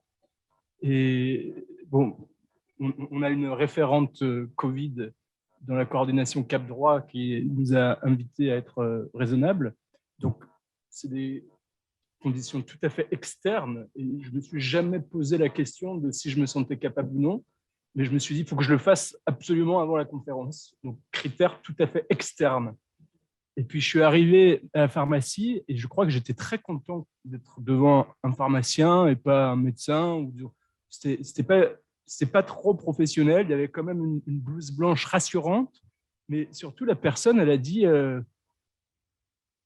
je lui ai demandé c'est lequel de vaccin. Il m'a dit, ah, mais vous n'êtes pas informé à l'avance. J'ai dit, bah non. Moderna, ce qui compte, c'est que ce soit le bon moment pour vous. Voilà. Il m'a juste dit ça. Et ça m'a fait vachement de bien, ça m'a vachement rassuré. Jusque-là, j'étais pas très... Bon, mais voilà, il m'a dit ça. Bon, c'était pas du tout rationnel, quoi. C'était... C'est le bon moment pour vous. C'était un échange, je sais plus qui le disait tout à l'heure, mais clinique, très... autorisant la confiance, disons, permettant... Voilà. Et donc, je me dis quand même, ces conditions externes de la décision, pourquoi on n'arrive pas mieux à les prendre en compte dans le droit commun, pour reprendre ce que disait Pierre tout à l'heure, et puis aussi justement dans notre réflexion d'experts, quoi. Voilà. Et pour moi, ça rejoint quand même la question qu'on posait tout à l'heure sur la défiance par rapport au système dans sa dimension de savoir d'expertise, de savoir procédural, quoi. Alors, pour répondre à Mouna, c'est intéressant qu'on puisse avoir le dialogue. Je ne pense pas que tester la capacité de tous les patients du service, ça prouve qu'il n'y ait pas un traitement différencié, parce qu'on n'a pas testé la capacité de Benoît, on n'a pas testé la mienne avant qu'on se fasse vacciner. Donc, il y a quand même, à l'intérieur du service, vous n'avez pas fait de discrimination, mais il y a quand même une présomption que c'est nécessaire de les tester parce que vous êtes dans un service de psychogériatrie. Donc, je ne suis pas sûr que ça lève totalement le questionnement. Sur les données médicales, moi, je suis en désaccord avec vous. Je pense que, je vais vous donner un autre exemple. Une autre situation où il y a du médical. On parle d'un patient de 80 ans qui a une maladie d'Alzheimer à un stade relativement avancé, mais qui communique encore relativement, qui est assez bien, qui est assez très entouré par ses proches et qui développe là-dessus un cancer. Et son médecin lui dit, bon, bah là, il commence très classiquement par une chimiothérapie, une radiothérapie, puis à un moment donné, il se pose la question de la chirurgie. Le chirurgien considère que ce n'est pas parce que ce monsieur est très vieux et parce qu'il a des troubles cognitifs qu'il ne faut pas lui parler de l'opportunité de faire la chirurgie ou pas. Et donc, il décide de lui en parler. Alors, il se trouve que c'est un ancien avocat très connu. Donc, il y a peut-être un élément, il va chercher sa parole. Et il lui dit des choses très simples. Il ne lui explique pas la chirurgie qu'il va faire. Il lui dit, vous savez que vous avez Alzheimer? Oui. Vous savez que vous avez en plus un cancer? Oui.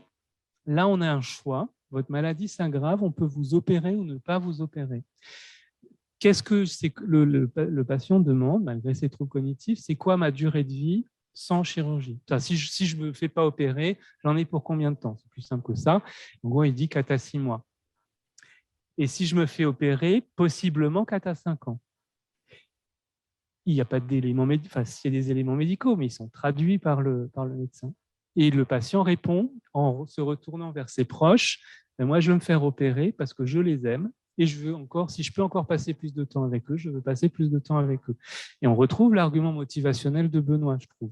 Donc, moi, il me semble que là, le médecin, il a fait exactement ce qu'on voudrait. Je ne sais pas si on est du côté d'Applebaum ou du côté de l'article 12, mais il me semble qu'il est allé chercher juste les informations pertinentes demandées par cette personne-ci pour prendre sa décision. Donc, il y a une relation de confiance aussi entre eux. Ce n'est pas la première fois qu'il le voit, etc. Il y a tous les éléments que Pierre a apportés aussi. Hein, mais je ne suis pas sûr qu'on doive exiger de quelqu'un, sous prétexte qu'il a des troubles cognitifs, d'avoir une compréhension d'éléments médicaux très importants.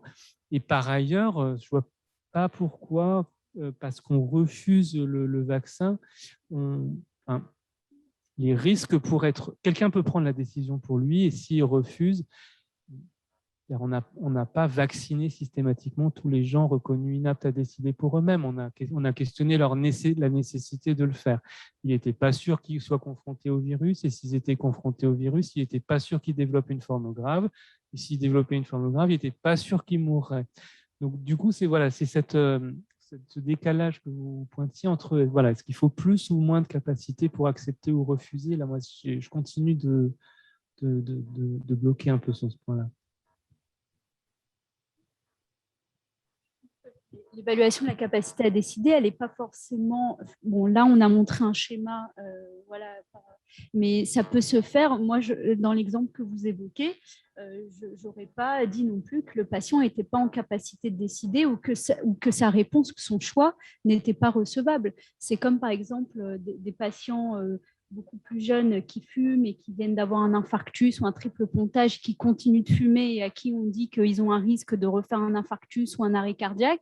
Bon, bah, si le patient il continue de fumer, il continue de fumer. Il connaît les conséquences, mais ça ne veut pas dire que son choix de continuer de fumer n'est pas un choix de quelqu'un qui n'est pas en capacité de décider. Donc, voilà, c'est une manière de pouvoir évaluer la capacité à décider, ça on est d'accord, mais en effet, dans l'exemple, moi ça me satisfait aussi.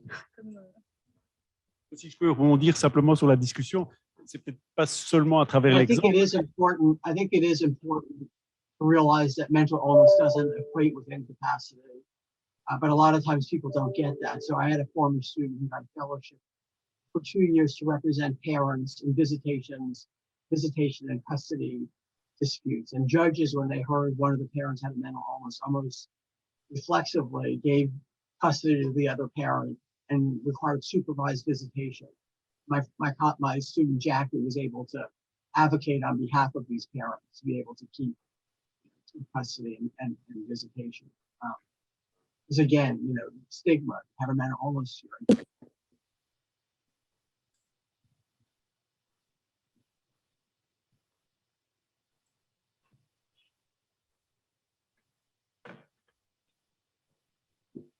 Juste pour rebondir aussi sur la discussion que vous aviez, c'est vraiment ce lien intrinsèque entre la part informative et la part consentement et l'évaluation de la capacité pour le donner. C'est-à-dire que, d'une certaine manière, moi je pense que trop peu souvent, le processus d'information est utilisé pour capaciter la personne. Ici, effectivement, tel que tu l'as raconté, ça semble relativement évident. Ça l'est peut-être moins, d'ailleurs, ça l'est peut-être moins qu'il n'apparaît dans le récit que tu fais de la situation, mais je pense que c'est ça aussi. Est-ce qu'il faut greffer un appareil d'évaluation spécifique de la capacité en dehors du processus qui s'engage à propos de ce dont il s'agit et à travers lequel il faut essayer d'arriver à trouver les ressorts, les points d'appui, les méthodes qui vont permettre à la personne de se rendre compte de ce qui se passe et donc de pouvoir se positionner.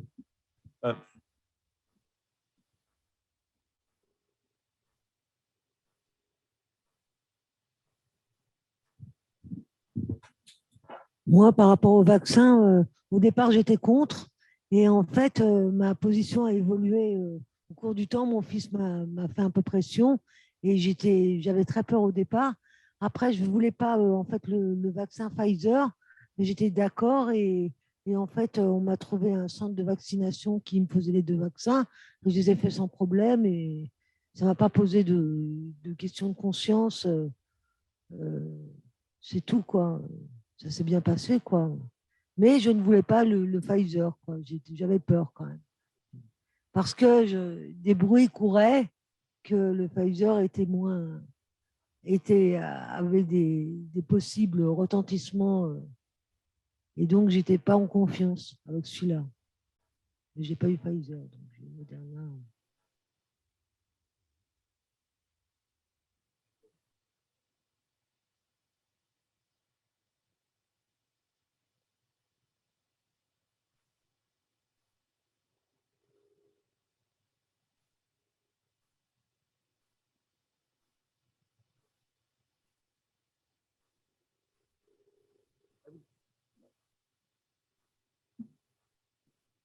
Oui, je suis désolé, je reviens, j'ai l'impression d'un peu accaparé, mais je trouve qu'il y a eu des choses très importantes de dire. Et effectivement, moi, j'ai retenu un aspect qui me parle énormément dans les pratiques aussi tutélaires. C'est souvent l'exigence supérieure qui est demandée aux personnes en situation de vulnérabilité. On va leur en demander plus dans le consentement, dans la compréhension, qu'à n'importe quelle personne. C'est-à-dire que dans cette salle, je me demande qui a lu les conditions générales de son contrat d'assurance habitation ou de téléphonie mobile, et pourtant on s'engage tous. Hein, première remarque. Et un autre exemple qui me fait penser, on a beaucoup discuté du rapport à l'argent et de la tutelle dans l'argent et la tutelle. On a pu remarquer, au fur et à mesure d'études de longue date, que en fait, il fallait que une personne ait des troubles psychiques ou des troubles cognitifs ou une déficience pour qu'on lui demande d'être raisonnable avec son argent. Hein, dans les hôpitaux psy, dans les tutelles d'antan, ça s'entend encore, hein, dans la tutelle bon père de famille, on demande à la personne déficiente ou atteinte de troubles d'être raisonnable. Or, il me semble que en faisant de la psychanalyse de comptoir, on peut quand même convenir que l'argent, c'est quand même l'instrument le plus fou et le lieu des folies du monde, et que personne n'est raisonnable avec l'argent. Mais par contre, on va demander à celui qui a des troubles de l'être. Bon, ça, c'est une prolongation, mais ça résonne beaucoup en moi, cette histoire. Plus la personne est vulnérable, plus on va lui demander, on va mettre en doute, en fait, et on va lui demander d'être encore supérieur dans le discernement, de prouver son discernement, alors qu'on ne le demande pas pour une personne qui n'a pas de signe visible de vulnérabilité. Voilà, ça c'était la première remarque. Deuxième remarque, quand même, je suis désolé, je suis sur mes dadas, mais j'ai un deuxième argument que j'avais oublié, c'est des choses toujours sur l'idée que le tuteur ou le curateur pourrait accompagner au consentement du vaccin. Donc, ma première réticence, qui n'est pas que la mienne, hein, c'est que du coup, le curateur ou le tuteur, alors qu'on cherche à s'en défaire, soit souvent appelé pour être aux côtés de la personne, et ce qui va la rendre encore plus dépendante de son curateur et de son tuteur. Et déjà aujourd'hui, je trouve que les effets dans la vie courante sont extrêmement graves, hein, dans la dépendance au curateur ou au tuteur. Mais il y a un deuxième écueil, un deuxième argument, mais que je soumets au débat, hein, je suis prêt à entendre la contradiction, mais il y a quand même, dans les mesures de protection, un effet dont on ne parle jamais, c'est au-delà de l'incapacité juridique des pouvoirs donnés au tuteur ou au curateur, mais c'est qu'on a un droit d'ingérence dans la vie de la personne. C'est-à-dire qu'on a le droit de savoir plein de choses, que la personne doit être d'accord ou pas. Et ce droit d'ingérence, il est normalement limité aux pouvoirs qui nous sont donnés. Et c'est déjà terrible, ce droit qu'on a d'être intrusif. Hein, ça veut dire que moi, je suis capable, enfin, je peux être amené à réguler les usages téléphoniques de la personne, tout simplement parce que ça impacte son budget. C'est quand même quelque chose de très intime. Je peux connaître la plupart du temps ce qu'elle gagne, donc ce qui révèle de son parcours et un certain nombre de ses dépenses, de ses contrats courants, parce que ça a des impacts sur son budget. Donc, il y a déjà une intrusion dans l'intime qui est terrible. Et il me semble que si on demande au tuteur, au curateur de l'aider à consentir au vaccin ou à d'autres choses, à d'autres scènes, ça part d'une idée sympathique. Mais du coup, vous étendez ce droit d'ingérence à d'autres endroits qui ne sont pas concernés dans le mandat, Et vous avez toujours quelqu'un qui se retrouve en situation de toute puissance et qui a le droit de un petit peu tout savoir du coup, hein, d'être présent dans la vie personnelle, sur des choix intimes, de mode de vie, de gestion de l'intérieur, mais aussi de gestion du budget, de l'argent, des contrats courants, etc. Et je crois que là, il faut mettre aussi une limite. Je crois que notre fonction, alors on est en train de le modéliser, mais c'est davantage de vérifier que la personne est entourée et de est-ce qu'elle consent à cet entourage. Et pour vous donner une prolongation très concrète, c'est pour ça que je me bats depuis des années contre les mandataires qui voudraient être désignés personnes de confiance. La personne de confiance est par nature un proche dans le code civil. En l'absence de proches et de personnes de confiance dans le code de la santé, je veux dire, on sera de toute façon, je ne suis pas inquiet là-dessus, on sera consulté, mobilisé, mais si justement la personne même en tutelle a le droit de désigner sa personne de confiance, eh ben, ça veut dire qu'elle a le droit dans un certain nombre d'endroits de sa vie de dire c'est avec cette personne-là que je veux être soutenu dans l'exercice de mes droits et pas forcément par mon curateur ou mon tuteur que je n'ai pas choisi. Merci. Perhaps, Wayne, do you have any comments or reflection on this discussion?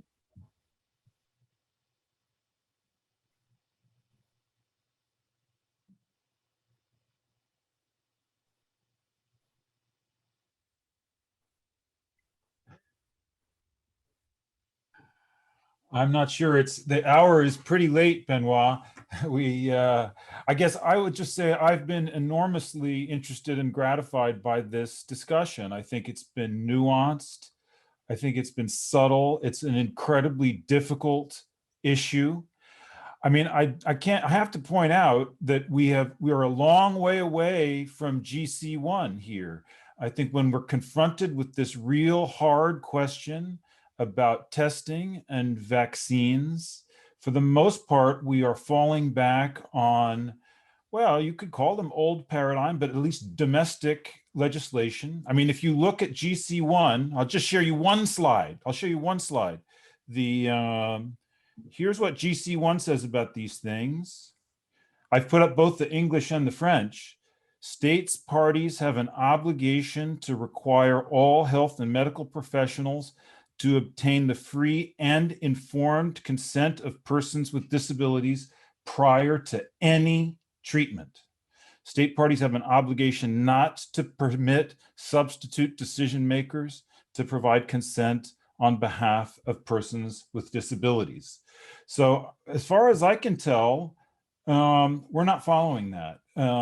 We've been talking about ways of assessing capacity. We want to know whether people understand how we can support them to understand whether they have capacity to consent. These are all things that GC1 says that should never be linked to legal capacity. We are rightly concerned about the double standard. I'm fascinated by Ellen's distinctive concept of appreciation there, about this distinction between whether something is based on a substantially false belief, that a conception of appreciation that diverges from Grissow and Applebaum, I think, in interesting and important ways.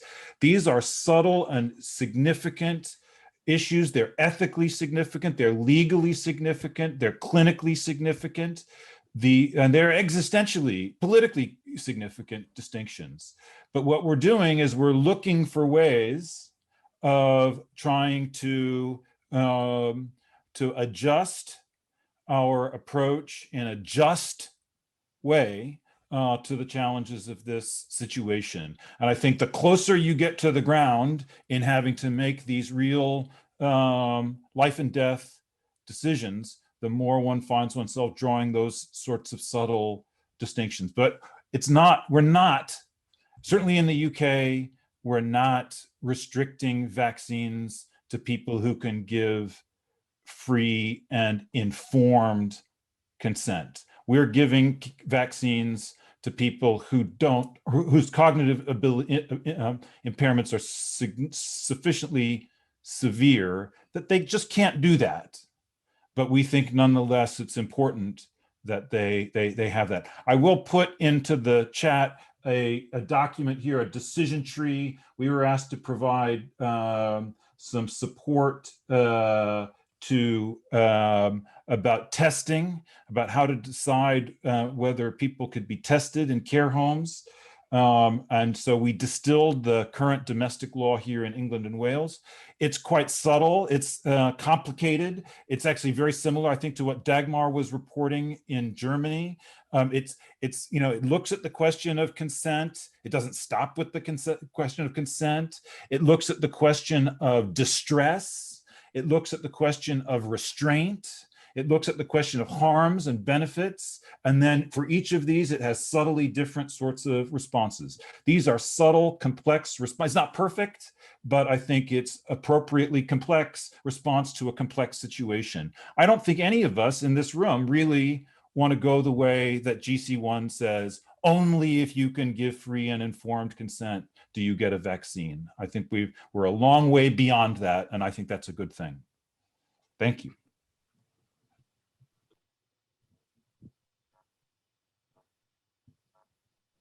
Merci. Je promets que ce sera presque fait en une phrase. Je voulais juste, j'ai beaucoup aimé l'exemple donné par Fabrice à propos de ce monsieur qui décide de se faire opérer, parce qu'en fait, je trouve que c'est un exemple qui conviendrait, je pense, à la fois à Applebaum, à Paul Applebaum et à Eleanor Flynn, parce qu'il est possible d'analyser la posture du soignant comme une évaluation classique de la capacité, donc menée pour, comme vous disiez, Mouna, pour restituer la capacité, l'autonomie. Cela dit, là, je ne peux pas m'empêcher de dire, mais légalement, ce n'est pas quelque chose qu'il faut restituer, puisqu'elle est présumée chez un patient majeur. Mais je comprends qu'on dise restituer parce qu'il y a un décalage entre ce que dit la loi et ce qui se passe en pratique. Mais donc, on peut analyser cet exemple comme une évaluation de la capacité classique ou alors comme l'expression de la relation de confiance entre un médecin et un patient majeur présumé capable. Alors, ma vision, c'est que les méthodologies d'évaluation de la capacité, ce sont effectivement des progrès par rapport à un déni d'emblée de la capacité de certaines catégories de la population, mais que ce n'est pas un aboutissement, comme on l'a beaucoup dit en Belgique par rapport à notre réforme en matière de capacité des majeurs. On a beaucoup présenté les mesures d'incapacité, donc on ne dit pas tutelle, curatelle, on dit protection, mais peu importe. On a beaucoup présenté ces mesures d'incapacité comme un espèce d'aboutissement parce qu'on évaluait avec précision, pour autant que ça soit possible, la capacité de discernement des majeurs concernés. Mais je pense que ce n'est pas un aboutissement parce qu'il y a vraiment un risque réel que plus on évalue, plus on incapacite. Et sur ce point, je rejoins le Comité des droits des personnes handicapées. Merci.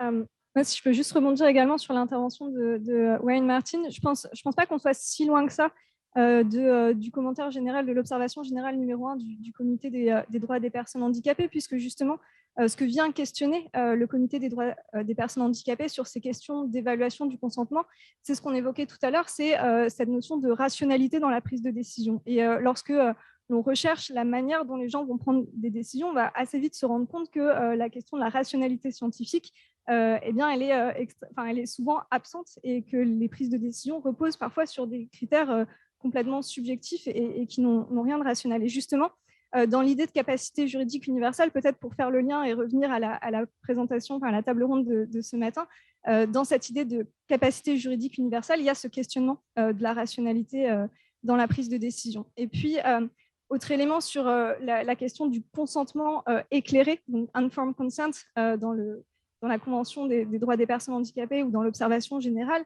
peut-être ce qui peut être intéressant du point de vue du comité, ce qui peut apporter un petit peu à la réflexion, c'est que le comité met le focus non pas sur l'évaluation et sur la charge de la preuve que la personne qui doit exprimer son consentement va devoir prouver pour montrer qu'elle est capable, mais justement sur la manière dont les professionnels ou éventuellement les différents acteurs vont fournir cette information à la personne de manière adaptée et de manière suffisamment pertinente, adéquate pour que la personne soit en capacité de donner son consentement. Donc le focus, il est pas tout à fait le même de la part du comité et peut-être de ces approches de l'évaluation de la capacité. –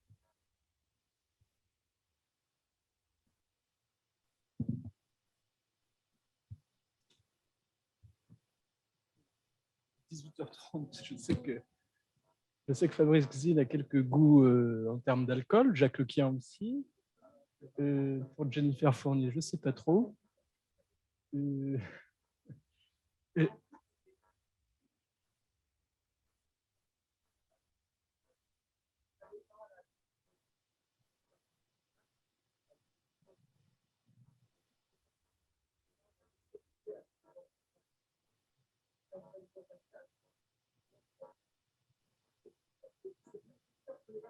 Je restitue ce que Jacques Lequien dit.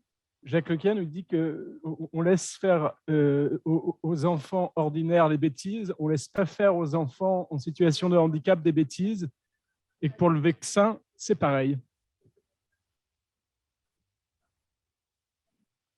Alors, je te remercie Jacques, mais ça ne m'aide pas sur la question de à quoi je vous invite maintenant. Est-ce que, pour ceux qui veulent, peut-être qu'on va au refuge U, ou peut-être pas. Non, plutôt non. On va voir. En tout cas, pour ceux qui sont loin, vous ne pouvez pas aller au refuge U, ça règle la question. Donc, merci beaucoup de votre présence et de ces sessions très, très riches. Demain, on continue sur le thème des recherches participatives et autant que vous pouvez, on sera très heureux que vous soyez encore avec nous. Et je crois qu'on a atteint déjà l'objectif de cette première journée. Donc, merci encore. Jacques confirme que c'était intéressant. Voilà. À demain matin, autour de 9h, je crois. Hein. Voilà. Merci Wayne, merci Eline, merci Mireille au loin, merci Naïma au loin, merci Bernard, merci Dagmar. Salut Chantal.